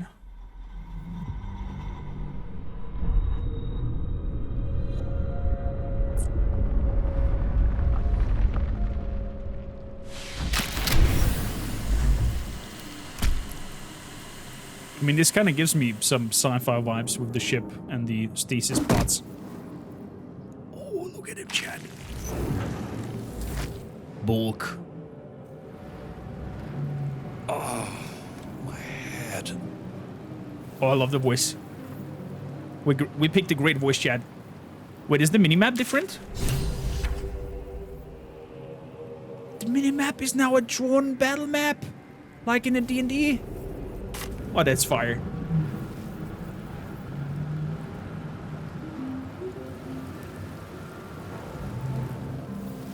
So, that's where we got the pot thingies from, right? This is the pool that thing came from. The parasite now writhing behind your eye. Chad, let's try out the pool. Start a community poll for this choice. What shall we do? Let's try the integration. It should pop up on your screen. You don't need to type it in chat. It should be on your screen.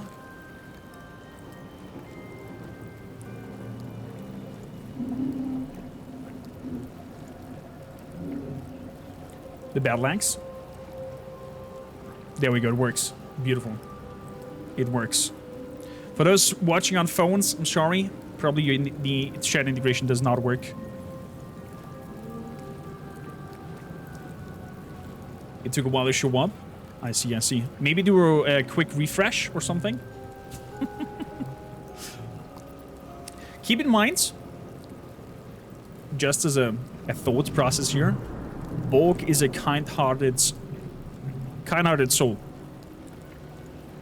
I don't tell you how to roleplay him. It is your adventure here, Chad. You, as a commune, are voting on everything.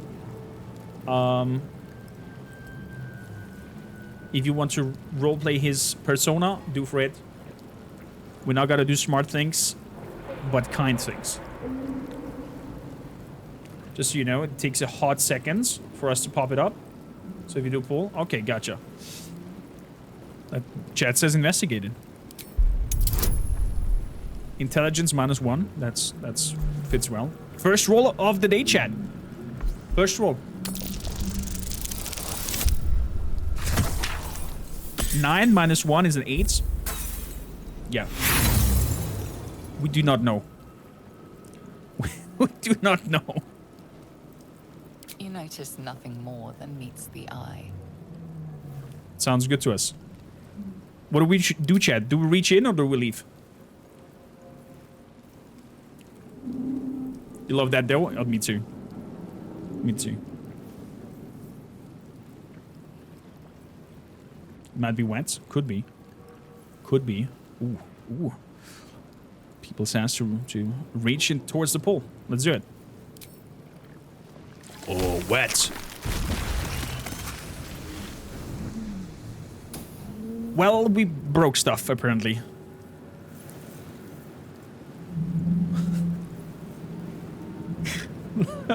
Look at Bolg stare into it. What have I done? I just touched it. It broke down. I'm sorry. That gives me the exact... the perfect vibe for this character. That's exactly how I imagine Bolg. It's like, whoopsie!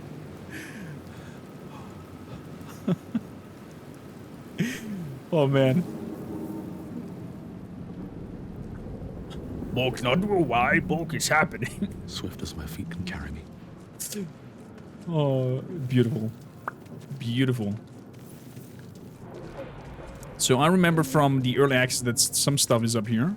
Oh, hello there. There's no treasure chest here up here anymore. Visions project into your mind.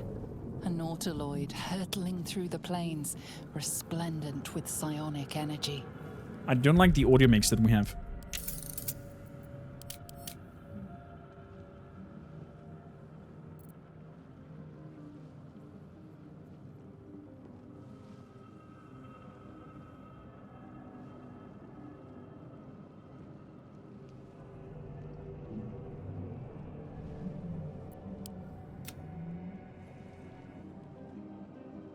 It's kind of I kind of don't have the voice loud enough, in my opinion. What do you guys reckon? Do you think it's loud enough?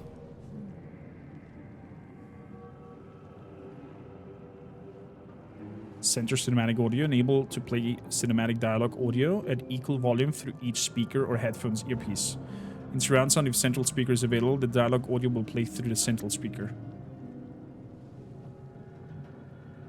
Note this will remove surround sound for cinematic dialogues. The game is running on maxed out graphics, yeah. Do you guys have any FPS drops?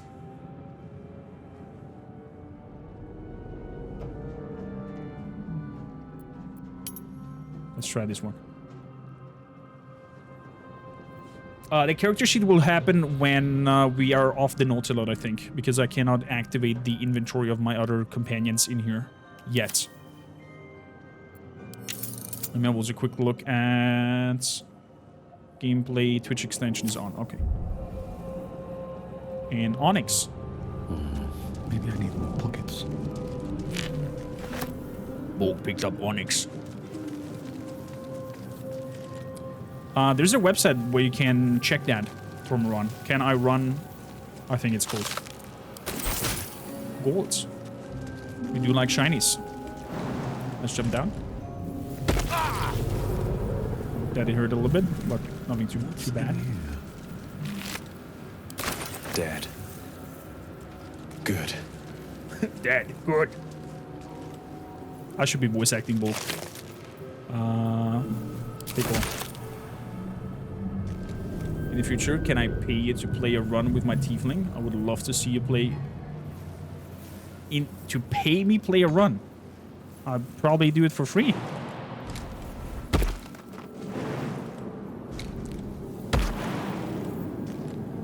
But let's talk about it.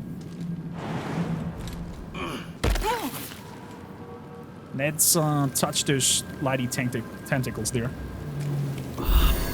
Odd. I feel better. His voice is kind of switched, though. It doesn't sound like the test sound that we had with him, in my opinion. Chat, make sure that your accounts are linked. Exclamation mark drops. You're getting items while watching. Speaking of, let me actually drop a tab up for myself as well.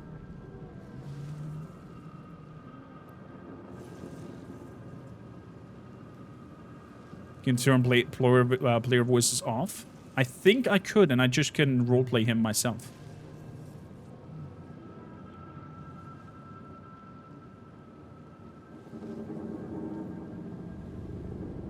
Love the detail when you're on cam, you use some comfy clothes. Yeah, I like to, you know, have a good time in whatever I wear.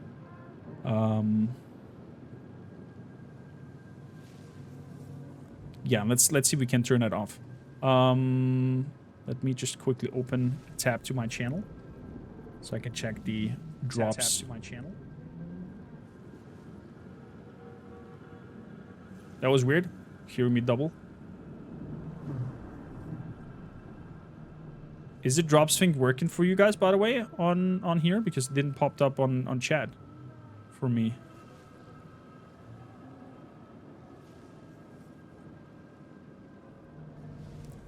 I'm just gonna quickly fix some of this. Being cloned. Getting abducted by mind flayers.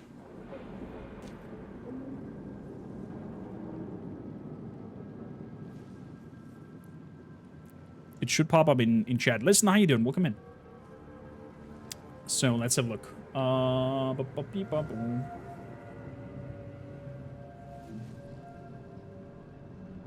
View rewards drops. I'm gonna enable or disable and enable drops for the community. Good. Drops are active. Refresh the page. Maybe it takes a little bit of time. They do take time, yeah. But they should pop up on top of chat when you enter the stream. Like, you're getting dropped. But, doesn't seem like it. Or maybe it starts after you're an hour or so in the game. Because I heard Carnage talking something about that. That it takes like a little bit to catch up with that. It's activated from my side. Fingers crossed it works. If not, exclamation mark drops. It will also give you a link where you should definitely link up your accounts. Wait, that's the wrong one. Oh, that's the old command. I'm sorry, Chad. I am so sorry.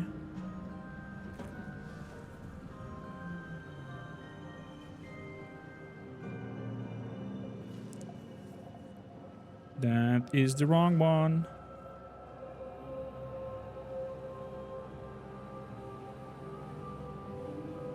I'm having this fixed in a second. No, not a link to your...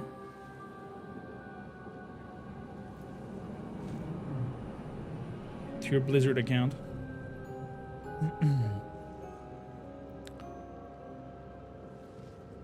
So... add new command. Exclamation mark drops. Boom. Activate. There we go. Now it's correct. Sorry for the confusion there.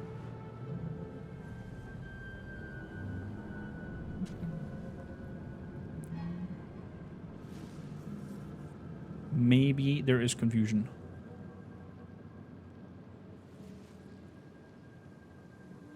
So, the link Malarian in Twitch accounts is here.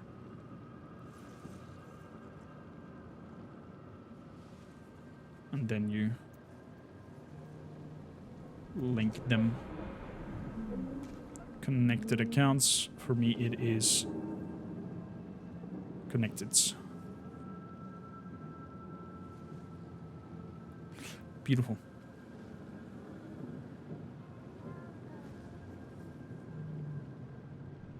Has not received any data yet. Let me then disconnect Twitch and connect it again.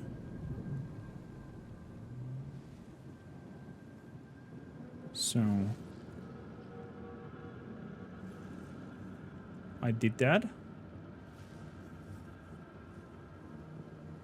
I think we need to get off the Nautilus of that ship here to have the data collected of the game.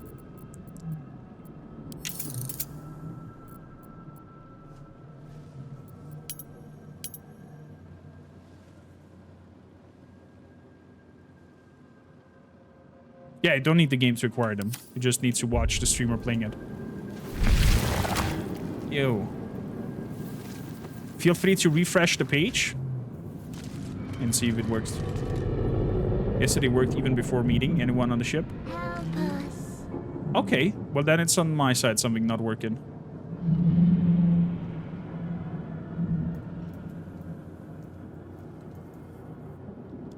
Goblin. Drops her up. There we go. Release us. So my reconnecting worked.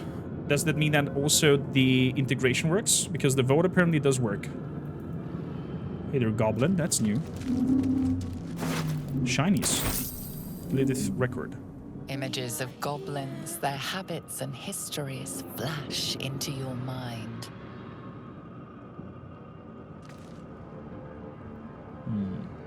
Folk don't like goblins. Also, we talked about player voice, right? Voice volume, chatter volume.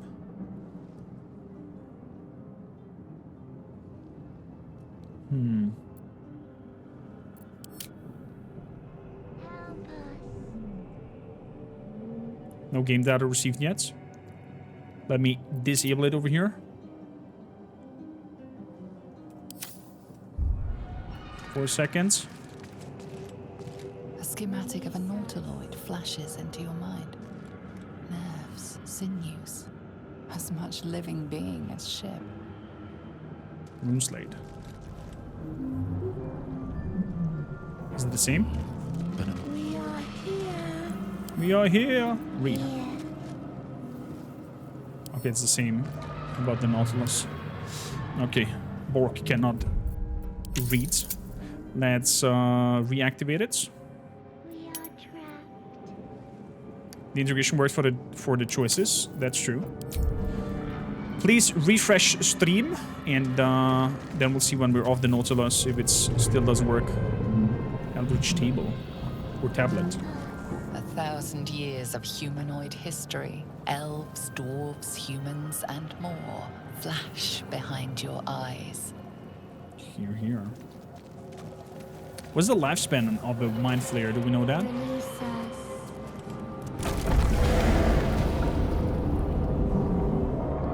This looks so ominous. Omnibus. So wrong. We are here. Here. Hello.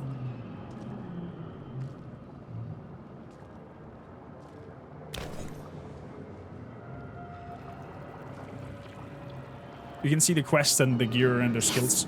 You've come to save us from this place. From this place, you'll free us. The exposed brain quivers in expectation. Please. Before they return. They return.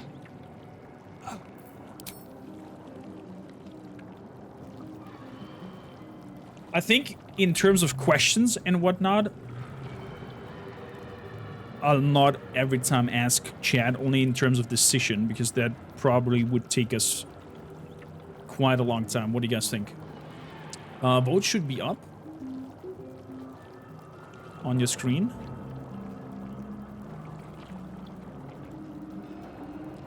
Could be that I might need to restart the game. But, is there votes popping up? Not getting the vote thingy. Have you refreshed the page?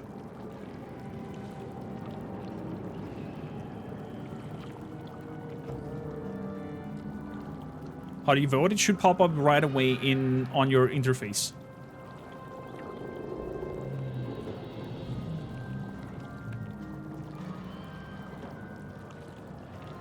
Exactly, it should pop up in the middle of the screen. Works for you. Can't click it yet. It pops up. Okay, but it's actually not showing up here, the data. Interesting. Let's save really quickly and refresh the game. Options. Twitch extension is on. Let's completely quit the game and start it from the beginning.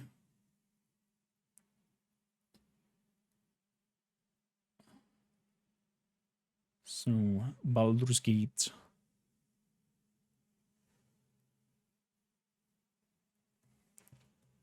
But doesn't seem to have gone through. Good day, Xander. How you doing? Welcome in. It showed after refreshing the page. Okay, okay.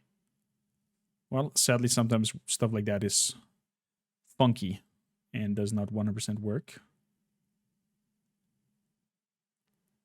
But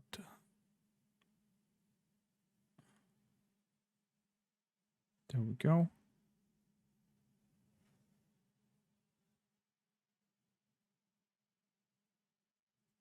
So let us quickly, very, very quickly hop to the extensions. My extensions, monitor. Welcome to Baldur's Gate 3 integration. With this extensions enable viewers will be able to inspect your party members, quest progress, or even vote on dialogue options during a playthrough. Enable the Twitch integration in the in-game settings menu and set your streams category to Baldur's Gate 3 for the extension to show up. Fair and simple. Fair and simple. Let's try something else. Let me go to the directory of Baldur's Gate and trigger it to play with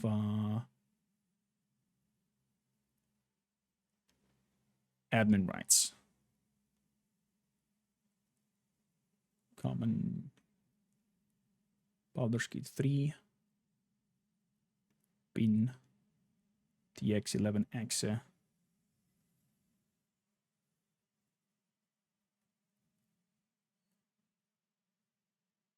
Compatibility, run this program as administrator, apply, okay.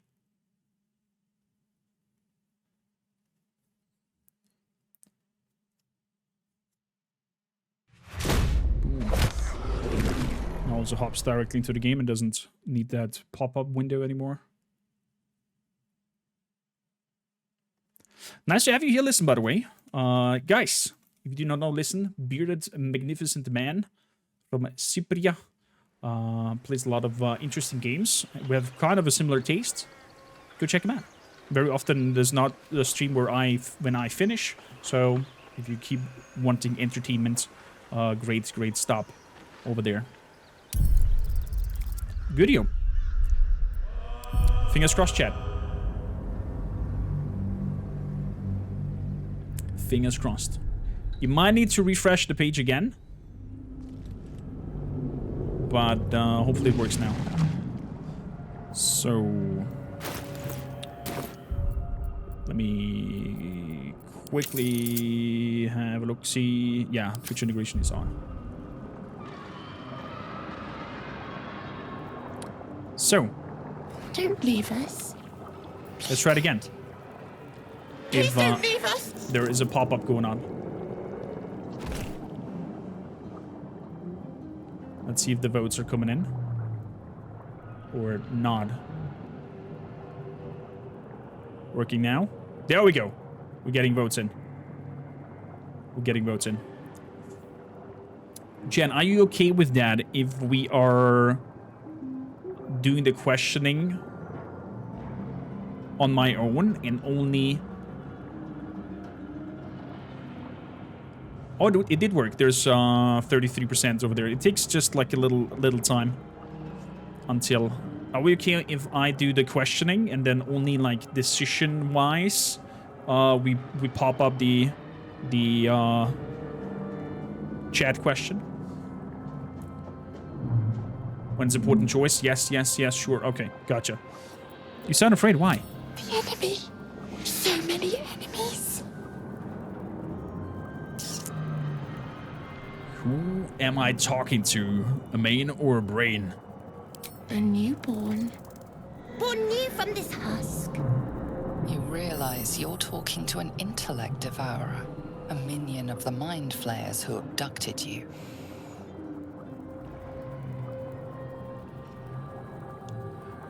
Do we question further, or does Bolg want to destroy Brain?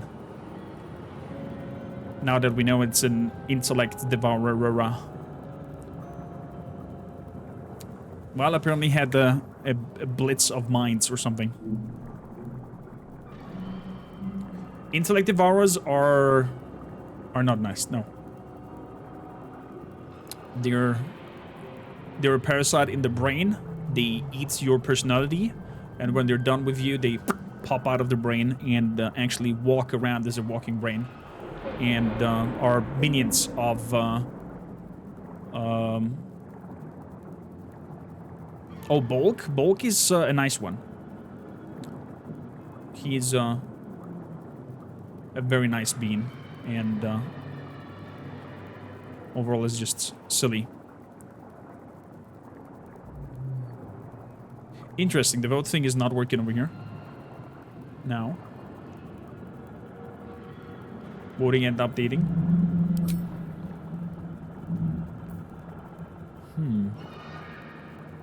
Let's try it again. Start a community poll. Interesting. Well, it's not 100% working. Don't leave us. Apparently. Please don't. Please don't leave us. So I'm afraid why? Enemy. Exactly. So many enemies. And now let's try it again.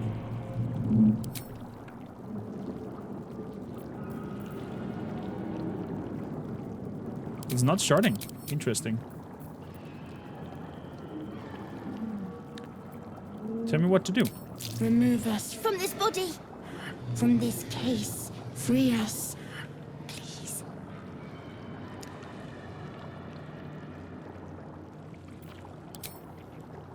Hello? Integration does not want to work. Type in chat what'll I do? Bolg is a good fella. He recognized that it's a intellect devourer.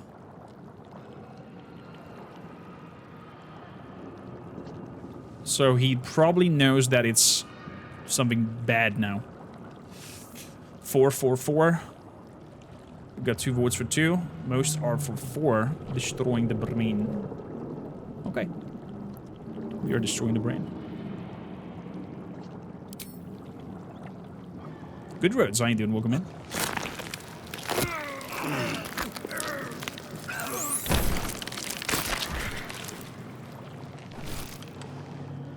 Oh!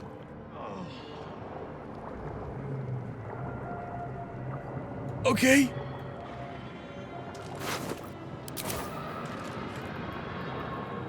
At the ready.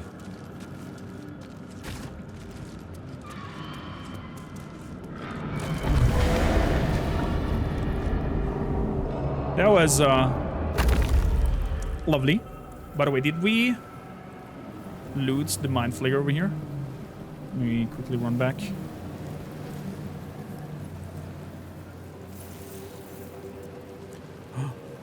We did. Did we loot that up there as well? Yeah, we did. Okay, yeah, we jumped from up there down. I remember.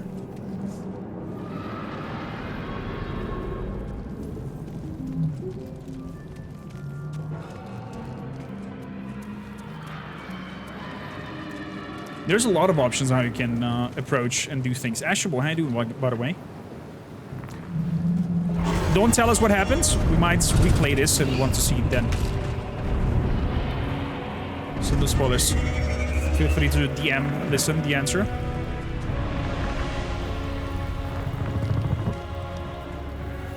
Look at him.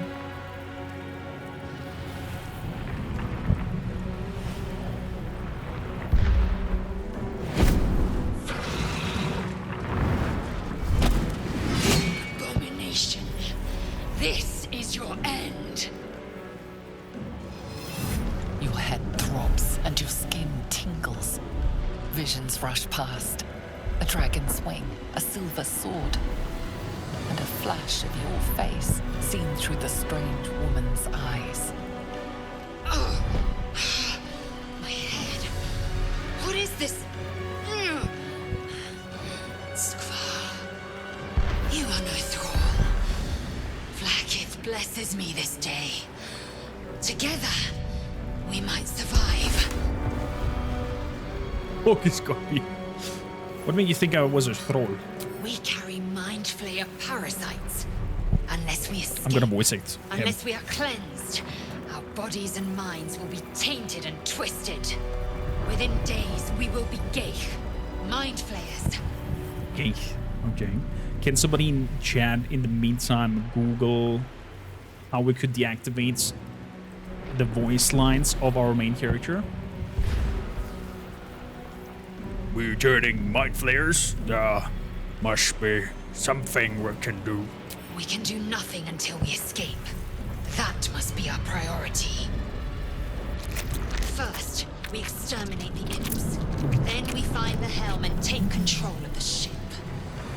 We will address the matter of a cure for this infection once we reach the material plane. Wait, we're not in a material plane? We're probably in some hell.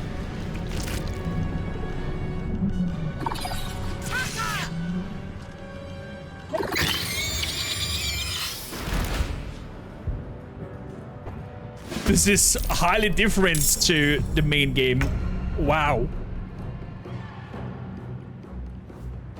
Wow. You can type an exclamation mark char, listen, to have a look at the full character sheet and the story and the inspiration. Bardus has created a character, and in the character sheet race, he is 1 and got a copy of the game, and his character is the main character for our chat adventure. So how this works, for those who are not familiar with, when combat happens, there is a roll for everybody with a d20. There is the chance or the roll for initiative to see who goes in what order, and then it's turn-based combat from there.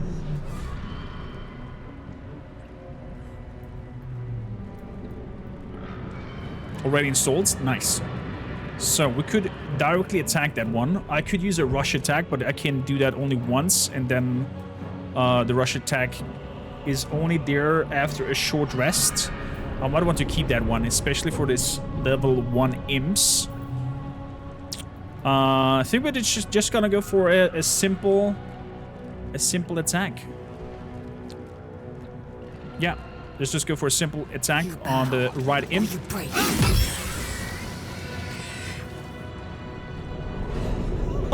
This is so good! I love it. Oh my goodness gracious. I am loving this chat. So much for peace. For 2 targets going into rage sounds like too much, but Bolg Light on my feet. Bolg strong. Bolg can cleave. Rah! Bolg don't like you. Go away. Managed to hold it. Main attack. Getting hit with both. I wonder, is there like a combat lock? There is.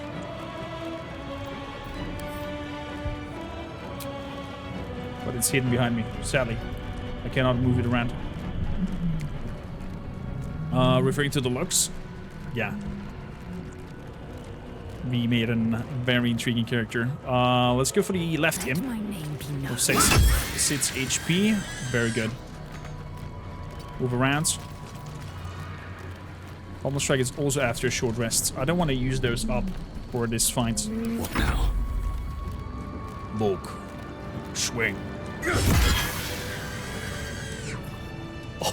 You proved surprisingly adequate in battle. Now, to the helm. You know nothing, Bolg strong. Scimitar and an arbalist. A hand axe. What path lies before me? We could take the hand axe for throwing.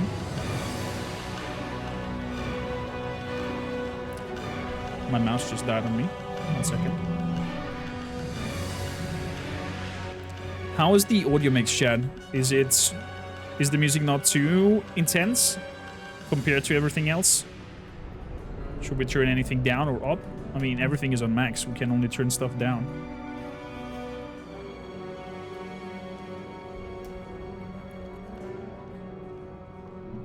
It's great? Okay.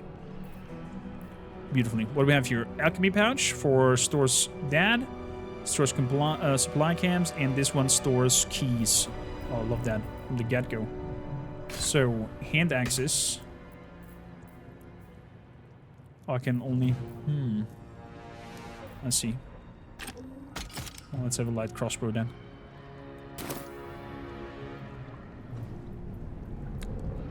Music is a little bit over everything.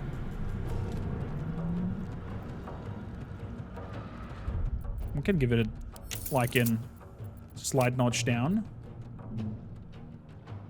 Music to an 85.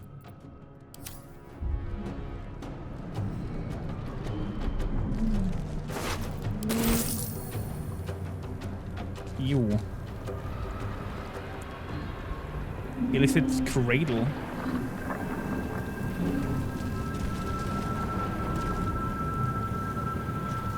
Aww. Bolg tired. You wait, Bolg sleep. Cute. Oh, Chad, I'm so gonna roleplay my YouTube playthrough.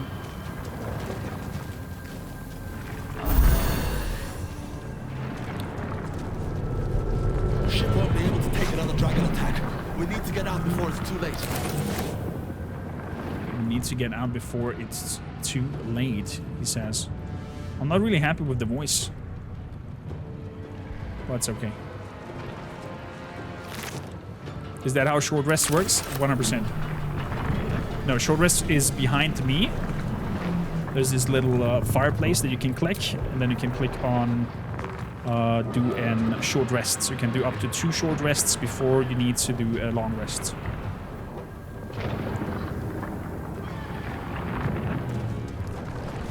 Wow, the whole map is different. I don't remember this way. This area shall not fall. The one and only. Enjoy your stay. 10 Regan. Palana, welcome in. Corvus, welcome in. Intruder Gaming, hello, hello, welcome in. Welcome in, raiders. If you are here for the first time, my name is Kormakr, or Korm, if that is easier for you. I'm a variety streamer, voice actor, and connoisseur of the story games. If you want to know more about our main character, !Char. If you want to know how to do the drop things, !drops. And we had a character sheet race for people to win a copy of Baldur's Gate 3. The main winner, or the main character, is the winner of that race. His name is Bolg. He's an half-orc barbarian. He's a good champ by heart, but a little bit clumsy in terms of... An earnest disciple. In terms of intelligence, he's like that guy that gives you, "Oh, Borg like you," and crushes your ribs by hugging you. Steadfast supporter. That is to our character. I hope you had a wonderful, wonderful run, Tenrigan. How many hours have you been at it? It's like... It's like over 15 hours you've been at it, right? The Queen is not amused. Welcome in. 19, you're mad. Talana, Villain Cross Corvus, thank you kindly for the follows. Lovely to have you. Drinking Horns chats to our new friends over here. Welcome them in, and let's hop back into the game. We just started. We have made our character. We have made our main character is Bolg. I'll quickly share with you because I think this needs to be shared. So, hopping over to the Discord really quickly. Then Baldur's gave way. So all these characters have been submitted. And Bolg has won. Followed by Barbarian. And we've made our Barbarian as his protector character. Being the second character in the race. Very, very interesting takes. But yeah, back to the game. Abeldirkin, gonna go collapse now and sleep. I totally understand that, Twindragon. Thank you kindly for bringing all your lovely peeps over here. I'll do my bestest to entertain them as good as possible. If anybody in chat knows how I can make my character shut up so I can voice act him, please let me know. I think you can only make the whole banter shut up of everybody, but that would be kind of sad to do.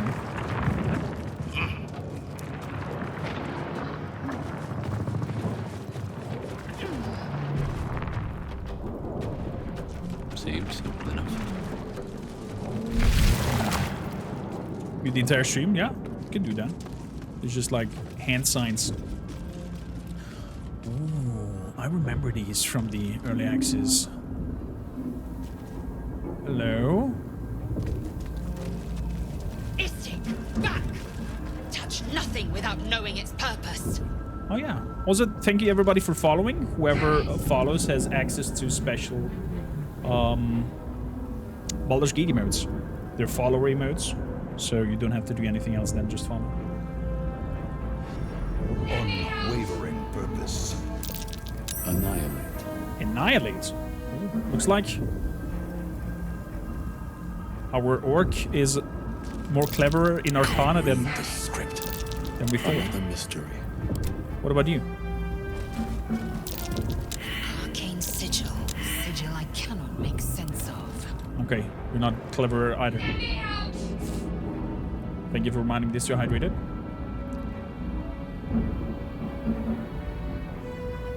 There is a combat lock feature in the game. It's sadly hidden behind my head. I could place myself to the bottom left if you guys are one that. It's lychee. A lychee drink. Throw me on. Do you guys want me to move myself to the left corner and have the battle lock up? Damn it!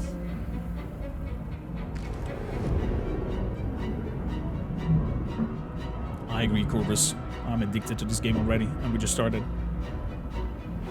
Drama. So, that right one is saying annihilate. Sacrifice cultists. I need a quick word. The man isn't dead, but he's totally unresponsive.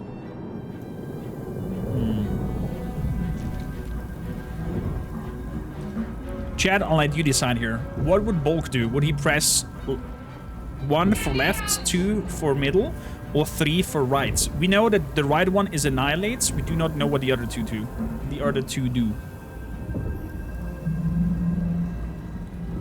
Damn it. 1 for the left button, 2 for the middle button, 3 for the right button. Whatever number we get first 2 or 3 times, we gotta pick that one. 4. Just leave it be. Okay, Rhea.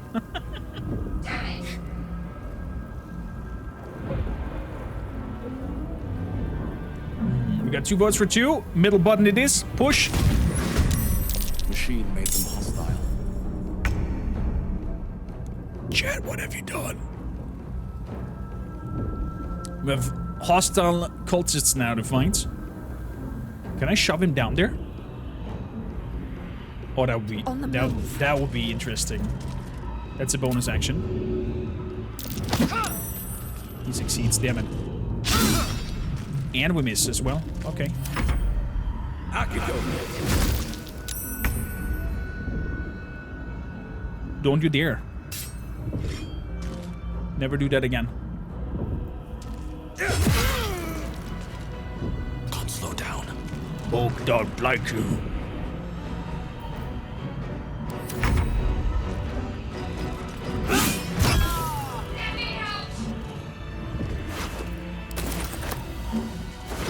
Shinies. A dark ring. Well, we got a dark ring, Chad. Bolg is interested in what the other buttons do, and we're just gonna click them all. Already dead. Okay, they're already dead. Never mind that. A dark mind. That one is green. The other ones are red. Wait, we want to read that, not put it into... Faint images appear in your mind. A brain, a Githyanki warrior, and centuries of darkness. Interesting. Highly, highly intriguing.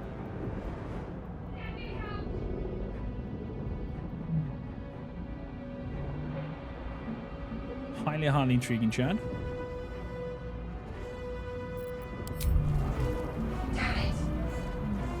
What else we have here? A burnished necklace. I'll take that one. Dark minds. Examine. A humanoid brain alive in the perfect condition, suspended in fluid. I'll take it with me. Brain in a jar. Need the key. That one is locked. Okay. Hello there. Who's in there yelling around? You! Get me out of this damn thing! We have no time for stragglers.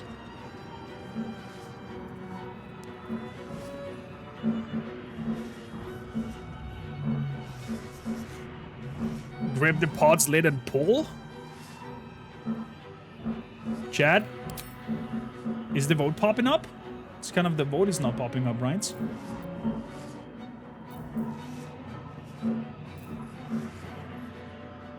There's a character select even. Okay. What do we want to do here, Chad? Everybody is going for 4. Should we make it over the integration, Chad, or should we just type the numbers in chat? What do you guys think? I think you guys typing the things just in the chat will be way faster than using actually the inbuilt percentage thing. But it could go chaotic if we were too many typing, so... Type. The integration is blocked at the moment. It looks like it. Lots of people say 4. Grip the pod's lid and pull.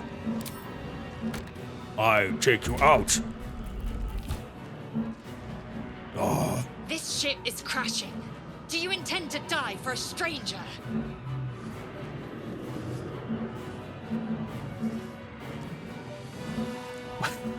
What do we do, Chad? I can't figure now, or just try again?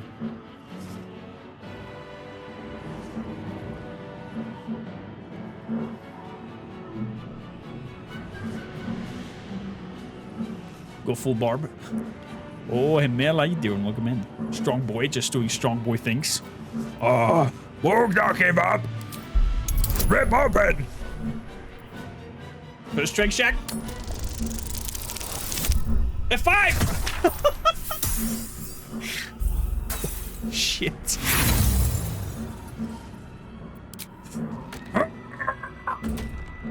Brock! Not strong. You can't force it that way! Try something else! Go look around! Anything! Please! I'll go look around. There must be a way. Try that contraption next to the pod. They did something to it when they sealed me in. Hurry! Please! Oh. Well, we're shocked now because I did touch that one. Well, we gotta just go here and heal. There we go, shocked minus. Beautiful. You succeeded on those? Well, that makes everyone so special. You wanted him to manage that? Chad, we're gonna save the game really quickly and just hop back to the main menu and hop back in. And hopefully the integration picks back up.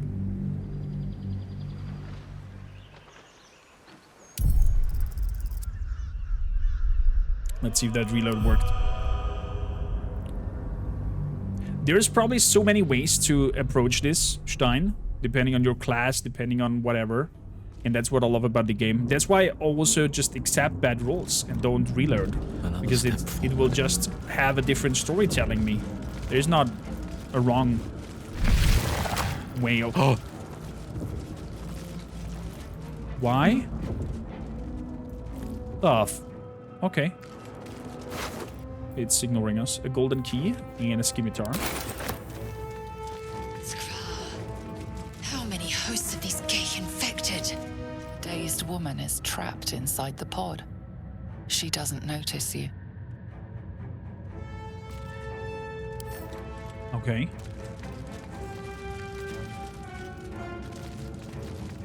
There's a slave mine over there. Eldritch room.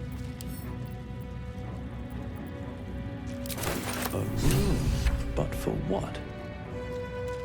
We shall know. What is that rune for? Can only examine it. Strange energies buzzes through the alien objects. There are never seen any of the like, yet part of you recognizes as component of a bigger machine.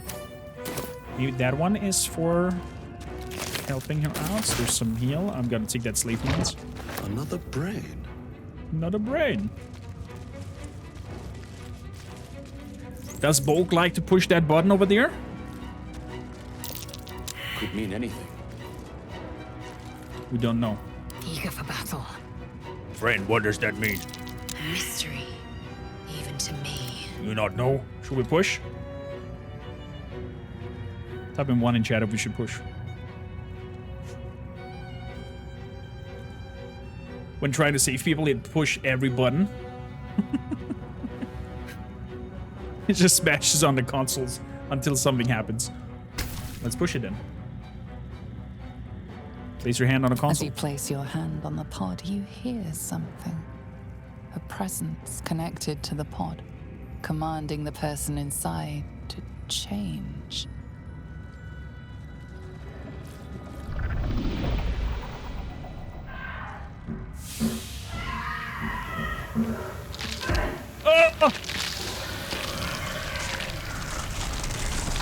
Drops popped up. Nice.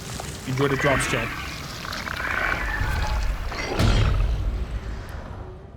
Cainchar, changed at the pull of a lever. How? If we are not purified, this may be our fate. We need to get out of here before it's our turn.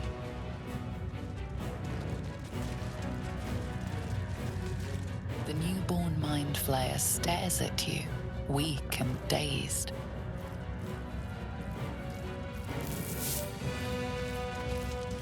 Is that so? Bork no like you. On my way. Bork. being so evil.